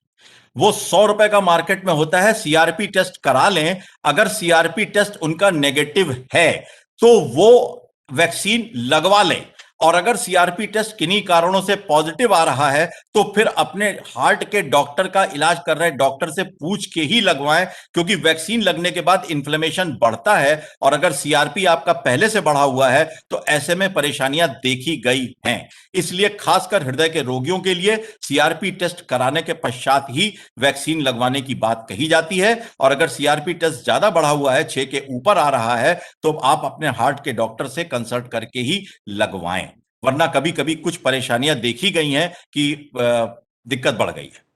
ये सीआरपी टेस्ट तो डॉक्टर साहब, एक मिनट, सीआरपी टेस्ट तो अब एलएन मिश्रा हॉस्पिटल में शुरू हो गया है, क्वांटिटेटिव सीआरपी, वहां पे आप करवा सकते हैं। और अगर लखनऊ में है या गोंडा में है तो यहाँ पर भी जो भी है डॉक्टर से आप कंसल्ट करिए। जो रेलवे के डॉक्टर आपके हैं, ठीक है, उन लोगों से कंसल्ट करिए। सीआरपी टेस्ट कोई बड़ा टेस्ट नहीं होता है। और अगर किसी को कोई दुविधा है दिमाग में, गार्ड हो चाहे कोई भी स्टाफ हो, तो डॉक्टर से बात करें ना, अपने दिमाग में शक लेकर के ना बैठें और भ्रांतियां ना फैलाएं और डरे ना। डॉक्टर से बात करें सीधे, डॉक्टर बताएंगे उनके लिए बेहतर क्या है। और नॉर्मली 80 to 90% केसेस में, एक minute Ravinder Singh ji, 80 to 90% to 95% heart के रोगी में कुछ भी ऐसा लक्षण नहीं होता है, उनको सेफली लगाई जा सकती है। लेकिन हाँ, एहतियात के तौर पे सीआरपी टेस्ट करा करके लगवाना थोड़ा सेफ्टी को और बढ़ा देता है। ठीक है, थैंक यू सर। डॉक्टर साहब नमस्कार। नमस्कार सर, मैं योगेश्वर त्रिपाठी बोल रहा हूँ गोंडा से। जी। डीजल सेल में सीनियर सेक्शन इंजीनियर हूँ सर। जी सर, मैंने 2 तारीख को रेलवे में अपना वैक्सीनेशन कराया, फर्स्ट डोज। 2 तारीख कौन सी, अप्रैल मई? 2 अप्रैल में सर। अच्छा ठीक, 2 अप्रैल को कराया। फिर उसके बाद सर 8 तारीख को मुझे हल्का फीवर आया, 9 को आया सर, फिर 10, 11, 12 में फीवर में रहा। ओके। तो सर मैंने 13 तारीख को मैंने अपना एंटीजन चेक कराया तो मेरा पॉजिटिव आया। ओके। देन आफ्टर 3 डेज मेरा आरटीपीसीआर का रिपोर्ट निगेटिव आया। जी सर उसी में मैंने 15 तारीख को अपनी धर्म पत्नी का भी टेस्ट कराया। जी। उनका दोनों रिपोर्ट निगेटिव। जी। लेकिन उनको खांसी और फीवर भी आया 5-6 दिन, और उनको खांसी, कफ वाली और कमजोरी, वीकनेस बहुत ज्यादा। अभी भी उनको लगभग 1 महीने हो रहे, मगर वीकनेस अभी नहीं गई हुई है और खांसी भी हल्की फुल्की आती है। तो जी। इस पोजीशन में उनको मैं वैक्सीनेशन करा सकता हूं कि नहीं सर? नहीं, वैक्सीनेशन कराने के पहले आप उनका सबसे पहले देखिए, अगर कोविड टेस्ट आरटीपीसीआर नेगेटिव आया, जैसा मैंने आपको अभी बताया भी अपनी बात में कि आरटीपीसीआर टेस्ट नेगेटिव होने के बाद भी आप कोविड पॉजिटिव हो सकते हैं। ऐसे में आप मेहरबानी करके एचआरसीटी अपना जरूर करा लें, ताकि यह पता लग जाए कि लंग का इन्वॉल्वमेंट कितना है। और दूसरी बात यह, ब्लड टेस्ट कराइए कि आपका activity status, inflammatory status body में क्या है।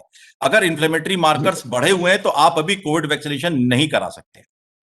आप अपने को प्रॉपरली एडमिट करा के इन्वेस्टिगेट कराइए, दोनों लोग। और रेलवे अस्पतालों में ये सुविधाएं मौजूद है, नहीं तो बादशाहनगर आ जाइए, मैं करवा देता हूं। पहले डायग्नोसिस कंफर्म करिए, अंदर का हाल कंफर्म करिए, तब वैक्सीनेशन की बात करिए। और जैसा कि आप खुद बता रहे हैं, खांसी भी आ रही है और परेशानी भी अगर बनी हुई है, इसका मतलब हो सकता है कोविड निमोनिया अभी भी लंग्स में मौजूद हो। ऐसी परिस्थिति में निमोनिया का पहले इलाज करना है। जब आप ठीक हो जाएं तब उसके बाद आपको वैक्सीनेशन की बात सोचनी है, वो भी 2 महीने के बाद।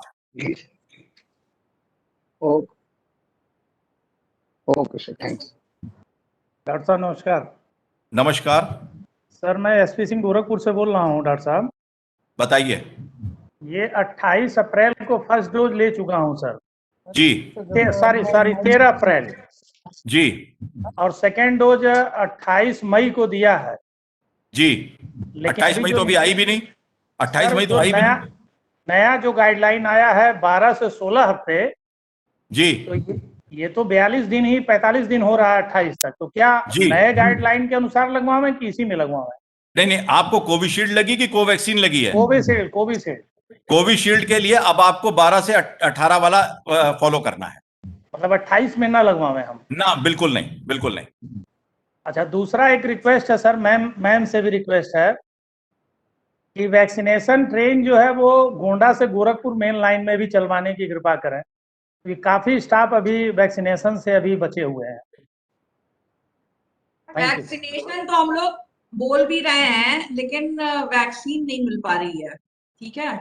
और वैक्सीन कि थोड़ी सी आपको सबको पता है कि जैसे ही अवेलेबिलिटी बढ़ेगी, हम लोग लगातार लगे हुए हैं, स्टेट गवर्नमेंट से भी मेरी बात चल रही है, सभी लोग हमारे ऑफिसर्स भी बात कर रहे हैं, लेकिन अभी फिलहाल स्पेशल ट्रेन चला करके वैक्सीन लगवाना शायद संभव नहीं होगा, क्योंकि वैक्सीन ही अवेलेबल नहीं है। तो जो इसीलिए जो जहां पर है, जो गोरखपुर में है, वो LNM में तो सेंटर है, और वहां पे 18 से 45 वाला भी सेंटर है। वहां पे तुरंत आप लोग रजिस्टर करके और वहां पे स्लॉट्स लेकर के करवा लीजिए।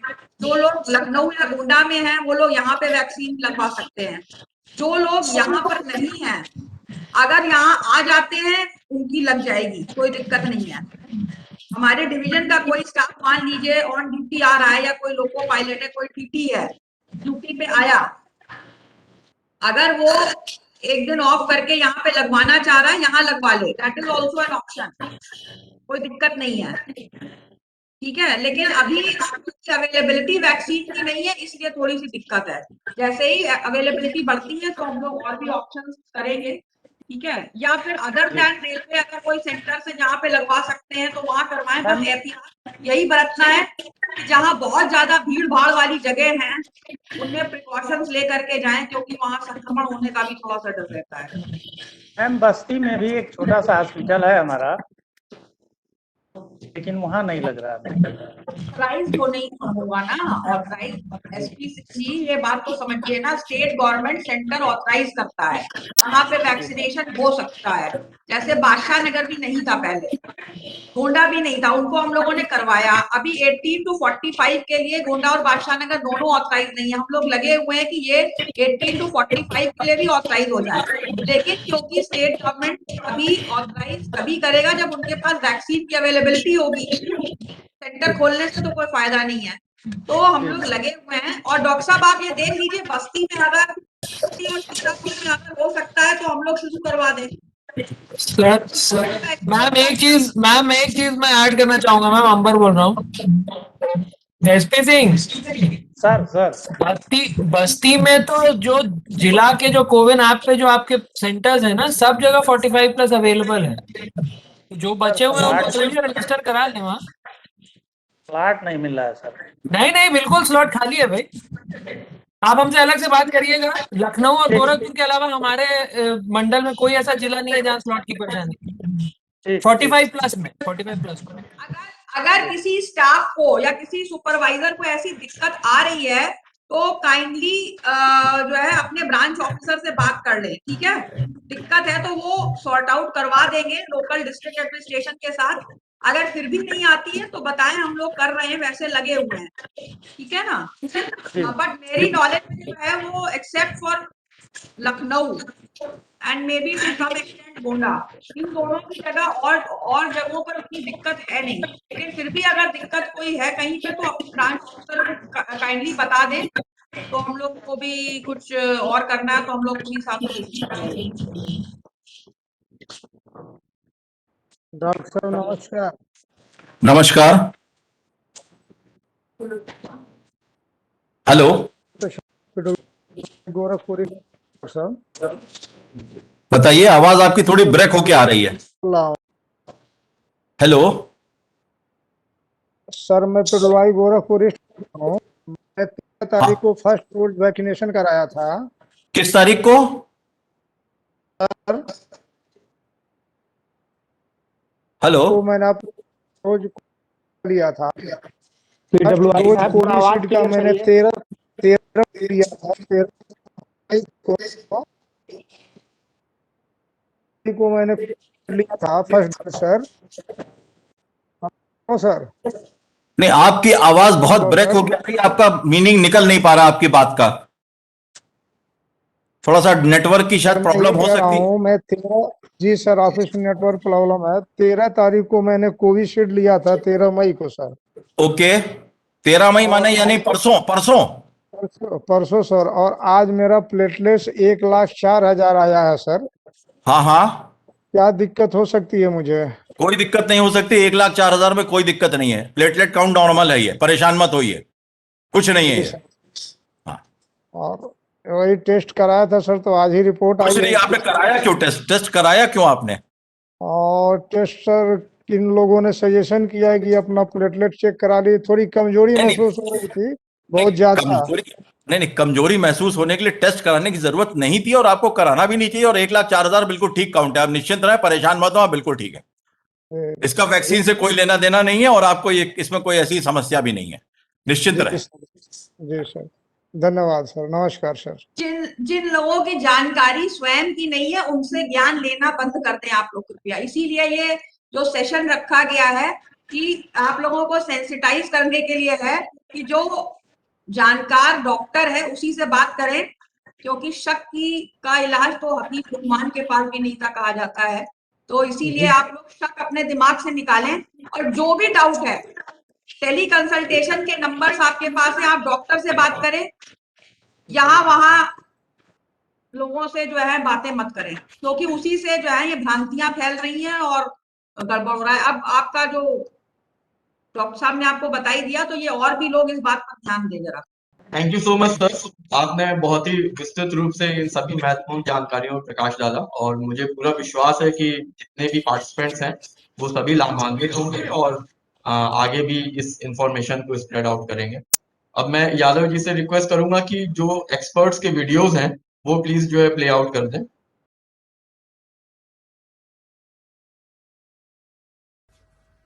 हेलो फ्रेंड्स, मैं आपका doctor Pankaj Chaturvedi, dermatologist from new Delhi. लेकिन आज मैं आपको स्किन के बारे में नहीं, कोविड-19 के बारे में कुछ बहुत ही इम्पॉर्टेंट इन्फॉर्मेशन दूंगा। जैसा कि आप जानते हैं कि कोविड की वजह से हज़ारों की तादाद में लोग प्रतिदिन मर रहे हैं। कैओटिक माहौल है हर जगह, ऑक्सीजन नहीं है, बेड्स नहीं है, हेल्थ सिस्टम क्रैश कर चुका है, लोगों को समझ में नहीं आ रहा कि वो करें तो करें क्या। मैं आपको कुछ ऐसी इंपॉर्टेंट इन्फॉर्मेशन दूंगा जो किसी की लाइफ सेव करने में बहुत ही हेल्पफुल होगी। सबसे पहले ये समझिए कि ये बीमारी किस तरह की है। कोविड-19 एक नॉर्मल डिजीज़ नहीं है, ये बहुत ही वियर्ड डिजीज़ है जिसके 2 फेजेस होते हैं, फेज़ 1 एंड फेज़ 2। फेज़ 1 होता है पहले 6 दिन का, फेज़ 2 होता है दूसरे 6 दिन का। 12 दिन की डिजीज़ है, first 6 days and second 6 days.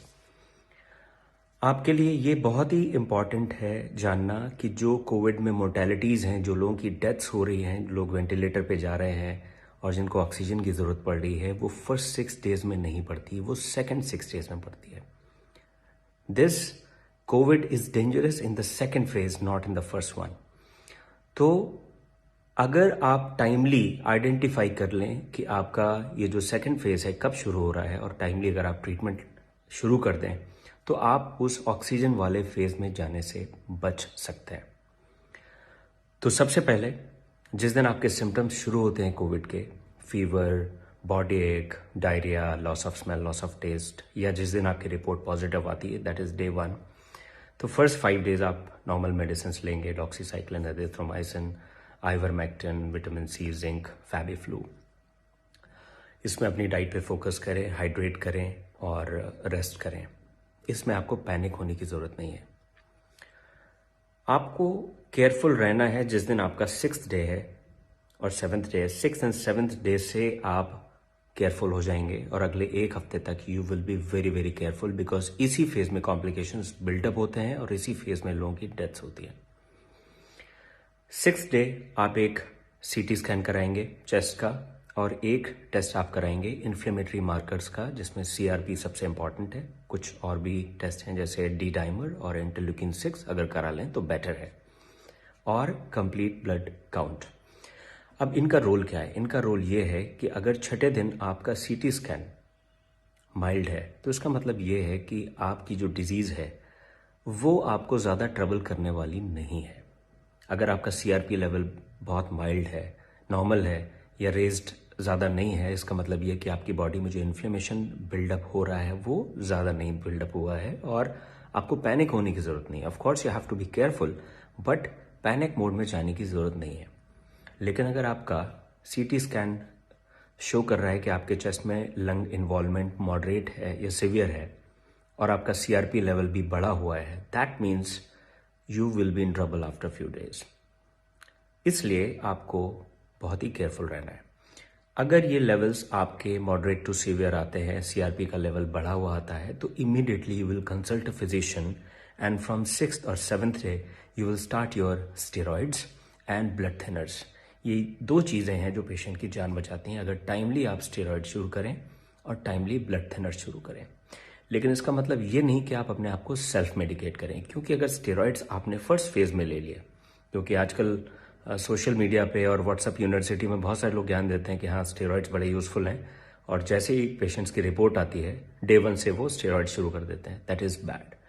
अगर आपने स्टेरॉइड्स फर्स्ट फेज में लिए they will be dangerous for you, because उस वक्त वायरस रेप्लिकेट कर रहा होता है, और उस वक्त अगर आप स्टेरॉइड्स ले लें फर्स्ट 5 to 6 डेज में दे विल बी हार्मफुल। तो जो भी मेडिकेशंस लेने हैं वो अपने फिजिशियन और अपने डॉक्टर की एडवाइस पे ही लेने हैं। कोरोना इस समय हमारे देश में कहर बरपा रहा है। 90% से ऊपर रोगी इस समय होम केयर पर हैं। होम केयर पर लोगों में एक बहुत बड़ी उत्सुकता और घबराहट है लंग इन्वॉल्वमेंट की। कहीं मेरा लंग ना इन्वॉल्व हो जाए, मुझे कैसे पता लगेगा, उसको रोकने के लिए मैं क्या कर सकता हूं, उसको जानने के लिए मैं क्या कर सकता हूं, कैसे पता लगेगा। और इसके लिए लोग तरह तरह की चीजें, ब्लड टेस्ट करवा रहे हैं, कोई सीटी स्कैन करवा रहा है, इधर से उधर भाग रहे हैं, और इस प्रोसेस में वो संक्रमण को और फैला रहे हैं, खुद को परेशान कर रहे हैं, फैमिली को परेशान कर रहे हैं, और एक अफरा तफरी का माहौल है। ये सब अवॉइडेबल है। मैं इस वीडियो में अपने साथियों की मदद से आपको कुछ बहुत ही बेसिक सी एक्सरसाइजेस बताऊंगा, चेस्ट की एक्सरसाइजेस, जो आपको जो शुरू के पीरियड में, जैसा कि बताऊं कि कोविड के 2 पार्ट्स हैं। जो पहले 5 से 7 दिन होते हैं इसमें प्रायः बुखार और बाकी सारे सिम्टम्स होते हैं, और हो सकता है इस पीरियड में लंग इन्वॉल्वमेंट, लेकिन बहुत रेयर है। मोस्टली जो लंग इन्वॉल्वमेंट है वो 8 दिन के आसपास शो करता है, और 8 से 14 दिन का जो पीरियड होता है उस बीच में मोस्टली लंग इन्वॉल्वमेंट मैनिफेस्ट करता है। तो ये जो पहला हफ्ता है जिसमें आप रेस्ट पे हैं, आइसोलेशन में हैं, घर में हैं और खाली हैं, इस बीच में आप ये चंद बहुत ही सिंपल बेसिक सी एक्सरसाइज अकेले या जो इन्वॉल्व फैमिली मेंबर्स हैं आपके, उनके साथ कर सकते हैं, जिससे आपकी लंग कैपेसिटी बढ़ेगी। ये आपके ऑक्सीजन की रिक्वायरमेंट होने के चांसेस को कम करेगा। आपको लंग अगर इन्वॉल्वमेंट होगा तो उसके बारे में पहले से वार्न करेगा, और आपको जबरदस्ती के टेस्ट करने से रोकेगा। तो इसमें हम लंबा सांस खींच के रोकते हैं, जैसा कि मैं आपको दिखाऊंगा। इसको हम कहते हैं deep breathing and breath holding exercise. ये जो ब्रेथ होल्डिंग आप कितनी देर रोक पाते हैं उसको हम ब्रेथ होल्डिंग टाइम कहते हैं। जब आप पहली बार रोकेंगे तो वो हो सकता है आप 8 सेकंड, 7 सेकंड, 10 सेकंड रोक पाएं। मेरी आपसे ये निवेदन है कि आप लोग ग्रुप एक्टिविटी करके इसको रोज 2-3 सेकंड से बढ़ाएं। मान लीजिए पहली बार आपने किया 8 सेकंड है, आपने कहा अच्छा मैं आज शाम को सोऊंगा तब जब मैं इसको 11 सेकंड कर लूंगा। अगले दिन आपने उसमें 3 सेकंड्स और किए, अगले दिन आपने 3 सेकंड्स और किए। करते करते करते आप कोशिश करके इसको 20-25 सेकंड से ऊपर ले जा सकते हैं। मैं आपको बता दूं कि जिस भी रोगी ने अपना ब्रेथ होल्डिंग टाइम 25 सेकंड से ऊपर कर लिया वो बहुत ही सेफ जोन में है। दूसरा, रोज अगर आपका ब्रेथ होल्डिंग टाइम थोड़ा थोड़ा बढ़ता जा रहा है तो यह आपके लंग से एक बड़ा अच्छा मैसेज आ रहा है कि सब कुछ ठीक है, सब कुछ ठीक है, सब कुछ ठीक है। क्योंकि अगर कुछ भी अंदर गड़बड़ होगा तो यह टाइम बढ़ेगा नहीं, बढ़ के फिर घटने लगेगा। तो यह हमें लंग की कैपेसिटी बढ़ाने में मदद करता है। एक, अगर कहीं भी कोई गड़बड़ होगी तो जो आपका ब्रेथ होल्डिंग टाइम बढ़ रहा होगा वो बढ़ने की जगह कम होने लगेगा। तो ये हमें वार्निंग सूचना देता है। 2, और मैं ये भी मानता हूं कि यह आप अगर करते रहेंगे तो आप लंग को इतना सुदृढ़ कर लेंगे कि अगर वहां थोड़ा बहुत इन्वॉल्वमेंट होगा तो उससे आपके ऑक्सीजनेशन पे बिल्कुल फर्क नहीं पड़ेगा। तो यह आपको 1000 तरह से आपको हेल्प करता है। एक और टेस्ट है जिसको हम कहते हैं 6 मिनट वॉक टेस्ट। उसमें हम पहले ऑक्सीजन पल्स ऑक्सीमीटर लगाते हैं, अपना ऑक्सीजन देखते हैं और फिर 6 मिनट तक हम वॉक करते हैं और उसके बाद फिर ऑक्सीजन देखते हैं। तो रेस्ट पे हो सकता है हमारा ऑक्सीजन नॉर्मल हो, लेकिन जब हम वॉक करते हैं तो उसके बाद में हमारा ऑक्सीजन गिर सकता है। तो यह भी एक बहुत अर्ली साइन है जो लंग इन्वॉल्वमेंट ऑक्सीजन फॉल के रूप में मैनिफेस्ट करने से पहले हमको बता देता है कि हमारे लंग इन्वॉल्व होने वाले हैं। यानी कि आपने 6 मिनट वॉक टेस्ट किया, आपका वॉक करने से पहले, वॉक करने के बाद दोनों सैचुरेशन 95 से ऊपर है, नॉर्मल है। अगर लंग इन्वॉल्वमेंट शुरू हुआ तो आपका पहला साइन होगा कि आपका एक्सरसाइज के बाद वाला जो वैल्यू है वो 3-4% फॉल कर जाएगी। तो ये आपको एक पहली वार्निंग मिलेगी कि अंदर कुछ हो रहा है। तो अगर आप ग्रुप में घर में ब्रेथ होल्डिंग प्रैक्टिस करें, अपना ब्रेथ होल्डिंग टाइम 25 सेकंड से ऊपर पहुंचाएं और उसको रोज धीरे धीरे बढ़ाते रहें और उसको मॉनिटर करते रहें और उसको बढ़िया रखें, और दूसरा 6 मिनट वॉक टेस्ट में आपका फॉल नहीं होता, तो ये दो चीजें आपको इंडिकेट करती हैं कि अंदर सब कुछ ठीक है। क्योंकि अगर कुछ भी गड़बड़ होगा तो ब्रेथ होल्डिंग टाइम बढ़ेगा नहीं, वो घटने लगेगा और 6 मिनट वॉक टेस्ट पे आपका पोस्ट एक्सरसाइज वैल्यू कम होने लगेगी। तो मैं आपको अब ये चीजें करके अपने ग्रुप के साथ दिखाऊंगा और आप सबसे निवेदन करूंगा कि घर में इसको करें और सीटी स्कैन की तरफ मत भागें। जब ऑक्सीजन कम होता है, एक्सेसिव खांसी होती है या चेस्ट में कोई सीवियर पेन वगैरह होता है या पोस्ट एक्सरसाइज आपका ऑक्सीजन फॉल करता है, इन्हीं 4 सिचुएशंस में आपको सीटी स्कैन कराना है। अदरवाइज आप इन 2 टेस्ट को, इन 2 मेथड्स को यूज करें और अपने को घर में सुरक्षित रखें और कोरोना से जल्दी रिकवर करें। तो आइए अब हम ये एक्सरसाइज करके देखते हैं। अगर आप अकेले हैं तो ये आपको स्वयं करना है, तो मैं एक सोलो ये एक्टिविटी करके दिखाऊंगा, और कई लोग हैं तो इसको ग्रुप में कर सकते हैं। उसके बाद में अपने टीम मेंबर्स के साथ आपको ग्रुप एक्टिविटी भी दिखाऊंगा। तो मान लीजिए मैं अकेला हूं या आप अकेले हैं, तो आपने बैठे, कंधे बिल्कुल सीधे होने चाहिए, चेस्ट सीधी होनी चाहिए, हाथ अपने थाइस पर रख लीजिए और मुंह से सांस लेंगे, क्योंकि कई लोगों को नाक में कभी कभी ऑब्स्ट्रक्शन वगैरह होता है, तो मुंह से बड़ा स्मूथली सांस जाती है। अब देखिए मैंने सांस निकाल दी, मुंह खोला,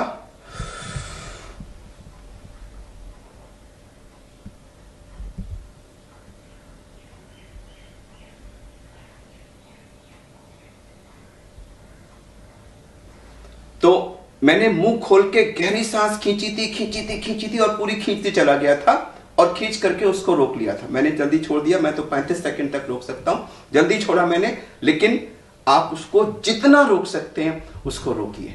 तो गहरा सांस खींचना और उसको रोकना ये जरूरी है। अब मैं अपने जो मेरे कॉलीग्स हैं, डॉक्टर हर्ष और सिस्टर नेहा और सिस्टर प्रेरणा, उनके साथ आपको यह ग्रुप एक्टिविटी करके दिखाता हूं। तो आप लोग सीधे बैठ जाइए, चेस्ट को बिल्कुल सीधा कर लीजिए और बिल्कुल हाथों को आगे अपना रिलैक्स पोजीशन में रख लीजिए। और मैं 1 2 3 जब कहूंगा तो 3 के काउंट पे आप लोग मुंह खोल के गहरा सांस खींचते जाएंगे और मैक्सिमम जब आपको लगे नहीं खींच सकते हैं तो 5% और खींचिएगा और फिर अपने को फ्रीज कर दीजिएगा। चलिए 1 2 3 और खींचे, बिल्कुल। अब अपने को फ्रीज कर दीजिए, तीनों फ्रीज कर दीजिए। आप इमेजिन करिए कि ये जो अंदर इतनी हवा आपने भर ली है लंग्स के अंदर, ये आपके लंग्स को जो बिल्कुल पेरिफेरल पार्ट है उसमें भी हवा जा रही है। ये हवा से लंग्स फैल रहे हैं, लंग्स हेल्दी हो रहे हैं, ऑक्सीजन आपके बॉडी में पहुंच रही है और आप बिल्कुल ठीक हो रहे हैं। अपने को ठीक होता हुआ महसूस करिए, ठीक होता हुआ महसूस करिए और जितनी देर संभव हो इसको रोक के रखिए। जब आपको लगे नहीं रोका जा सकता, 1-2 सेकंड उसी को साथ ले जाना होगा। वैक्सीन के कितने डोज होंगे और कितने दिनों के अंतर पर इन्हें लेना होगा? दोनों वैक्सीन के 2-2 डोजेस दिए जाएंगे। कोविशील्ड के पहले और दूसरे डोज के बीच 4 से 8 हफ्तों का, तो वहीं कोवैक्सीन के दोनों डोजेस के बीच 4 से 6 हफ्तों का फासला रहेगा। क्या दोनों डोजेस के लिए अलग अलग रजिस्ट्रेशन कराना पड़ेगा? नहीं, दोनों डोजेस के लिए एक बार ही रजिस्ट्रेशन कराना होगा। कोवैक्सीन और कोविशील्ड में बेहतर वैक्सीन कौन सी है? क्लिनिकल ट्रायल्स में दोनों ही वैक्सीन वायरस को रोकने में कारगर पाई गई हैं, इसीलिए दोनों ही वैक्सीन बेहतर हैं। क्या मैं दोनों वैक्सीन में से कोई भी वैक्सीन कभी भी लगवा सकता हूं अपने मन से? नहीं, ये इस पर निर्भर करता है कि आप जिस वैक्सीनेशन सेंटर पर जाएंगे वहाँ कौन सी वैक्सीन अवेलेबल है। मुझे पहले कोरोना हुआ था, अब मैं बिल्कुल पूरी तरीके से ठीक हूँ। क्या अभी भी मुझको वैक्सीन की जरूरत है? बिल्कुल, कोरोना के कई मामले रीइंफेक्शन के हैं, इसलिए आप रिकवर हो गए हों तब भी वैक्सीन लगवाएं। किन्हें वैक्सीन नहीं लगवानी चाहिए? प्रेग्नेंट महिलाएं, स्तनपान करा रही महिलाएं, कोरोना मरीज या किसी भी गंभीर बीमारी से पीड़ित व्यक्ति वैक्सीन न लगवाएं। मैंने पहला डोज कोवैक्सीन का लगवाया, दूसरा कोविशील्ड का लगवा सकता हूँ? बिल्कुल नहीं, आप पहला डोज जिस भी वैक्सीन का लगवा रहे हैं, दूसरा डोज भी उसी वैक्सीन का लगवाएं। क्या वैक्सीन लगवाने के बाद भी मास्क लगाना पड़ेगा? बिल्कुल, वैक्सीन लगवाने के बाद भी पहले की तरह ही सावधानी बरतना जरूरी है। शरीर में एंटीबॉडी बनना कब शुरू होगी? वैक्सीन के दोनों डोजेस लेने के 2 से 3 हफ्तों के भीतर शरीर में एंटीबॉडीज बनना शुरू हो जाती हैं। वैक्सीन लगने के बाद किस तरीके लक्षण दिख सकते हैं? जिस जगह वैक्सीन लगाई गई वहां हल्का दर्द, सिर दर्द, बुखार, चिड़चिड़ापन, चक्कर आना जैसे लक्षण दिख सकते हैं। ऐसा होने पर डॉक्टर की सलाह से दवा ले सकते हैं। क्या वैक्सीन लगाने के बाद भी कोरोना हो सकता है? वैक्सीन कोरोना से बचाव की 100% गारंटी नहीं देती है, लेकिन कोरोना से लड़ने में आपकी शक्ति जरूर बढ़ा देती है। वैक्सीन से पीरियड्स पर कोई असर तो नहीं पड़ेगा? नहीं, पीरियड्स एक पूरी तरह से नेचुरल प्रक्रिया है। वैक्सीन का इससे कोई लेना देना नहीं है। वैक्सीन की कीमत कितनी है? सरकारी वैक्सीनेशन सेंटर में दोनों ही वैक्सीन मुफ्त में लगाई जा रही हैं। प्राइवेट अस्पतालों में आपको वैक्सीन के एक डोज के लिए 250 रुपए। एक सवाल सीनियर DN2 ने, उनका सवाल यह था कि वैक्सीन के बाद होने वाले क्या प्रभाव होते हैं, इस पे भी जरा बोल दीजिए, क्योंकि बहुत से स्टाफ इस पे भी लेके चिंतित रहते हैं। तो मेरा सिर्फ कहना यह है कि वैक्सीन लगवाने के बाद शुरू के 24 से 48 घंटे के बीच में अमूमन लोगों को कोई भी बहुत बड़ी परेशानी नहीं होती है, लेकिन किसी किसी को हल्का बुखार भी आ सकता है, जूड़ी भी लग सकती है, बदन में दर्द भी हो सकता है, थोड़ा सा जी मिचला भी सकता है, लेकिन इससे विचलित नहीं होना है। ये सिम्टम मात्र 24 घंटे रहते हैं, बहुत से बहुत 48 घंटे रहते हैं, क्योंकि ये वैक्सीन की रिएक्टोजेनिक इफेक्ट है। यानी जब वैक्सीन आपके बॉडी में जा रहा है तो आपकी बॉडी रिएक्ट करती है, जिसकी वजह से आपको कोरोना की तरह के सिम्टम, थोड़ा सा बुखार, थोड़ा सा बदन में दर्द, थोड़ा सा ठंडक लगना या इस तरह की चीजें हो सकती है, जो मात्र 24 से 48 घंटे के बाद स्वतः ठीक भी हो जाती हैं। इसलिए इसको लेकर के कोई भी भ्रांतियां न मन में रखें, ये एक नॉर्मल प्रोसेस है। जब भी किसी को वैक्सीन लगेगी कुछ ना कुछ रिएक्शन बॉडी करेगी, किसी को बहुत हल्की होती है, किसी को थोड़ी ज्यादा भी होती है, लेकिन अमूमन 24 से 48 घंटे में ये अपने आप ही सेटल कर जाती है। इतनी बात मैं और आप सबको जानकारी के तौर पे बताना चाह रहा था। Thank you so much sir, बड़ा ही सार्थक चर्चा रही इस सेशन के दौरान। अब मैं अपने अपर मंडल रेल प्रबंधक ऑपरेशंस महोदय से अनुरोध करूंगा कि वे धन्यवाद ज्ञापित करके इस सेशन का औपचारिक समापन करें। मिट्टी के लिए थैंक यू महेश। बोलिए कि मिट्टी दे दीजिए, काम रुका हुआ है। इस पूरे जो आयोजन था इस पर सबसे पहले मैं DRM महोदय का धन्यवाद ज्ञापित करना चाहूँगा, जिन्होंने ये इनिशिएटिव लिया और इस आउटरीच, इस प्रोग्राम के लिए, जिससे हम अपने जो फील्ड लेवल स्टाफ हैं, सुपरवाइजर्स हैं, और उनके माध्यम से समस्त इवन जो लोएस्ट लेवल में और फील्ड में एकदम रिमोट एरियाज में भी काम कर रहे हैं, उन तक ये संदेश, ये जानकारियाँ पहुँचें, जिससे वो बेहतर और प्रभावी ढंग से इस कोरोना महामारी से लड़ाई कर सकें। तो DRM मैम का धन्यवाद। साथ ही मैं CMS महोदय का विशेष धन्यवाद देना चाहूँगा, जिन्होंने बहुत ही तार्किक, बहुत ही स्पष्ट और सुलभ और सरल भाषा में जो जानकारियां थी कोविड संबंधी, बहुत सारे डाउट्स हम सब लोगों के उन्होंने दूर किए और आगे के लिए भी उनको रेफर करने के लिए एक बड़े अच्छे फॉर्मेट में उन्होंने एक प्रेजेंटेशन शेयर की। साथ ही मैं सारे अधिकारियों का, सारे पर्यवेक्षक जो इससे जुड़े हुए हैं, उनका भी धन्यवाद करूंगा। और अंत में सीनियर DST महोदय का विशेष रूप से धन्यवाद, जिन्होंने इस पूरे आयोजन का लाइव स्ट्रीमिंग, इसका इस प्लेटफॉर्म को जनरेट करके हम सबको इस माध्यम पे जुड़ने का अवसर दिया। तो इस आशा के साथ कि हम सब इससे लाभ लेंगे, जब भी डाउट में हो टेली कंसल्टेशन करेंगे, जो भी जानकारियां हैं वो स्पष्ट ऑथेंटिक सोर्स से होने के उपरांत ही कोई निर्णय लेंगे और सजग रहेंगे इस बीमारी से लड़ने के लिए। इस आशा के साथ मैं आप सभी लोगों को एक बार पुनः धन्यवाद करता हूं और इस आयोजन, इस VC के समापन की औपचारिक घोषणा करता हूं। धन्यवाद मैम। Thank you sir.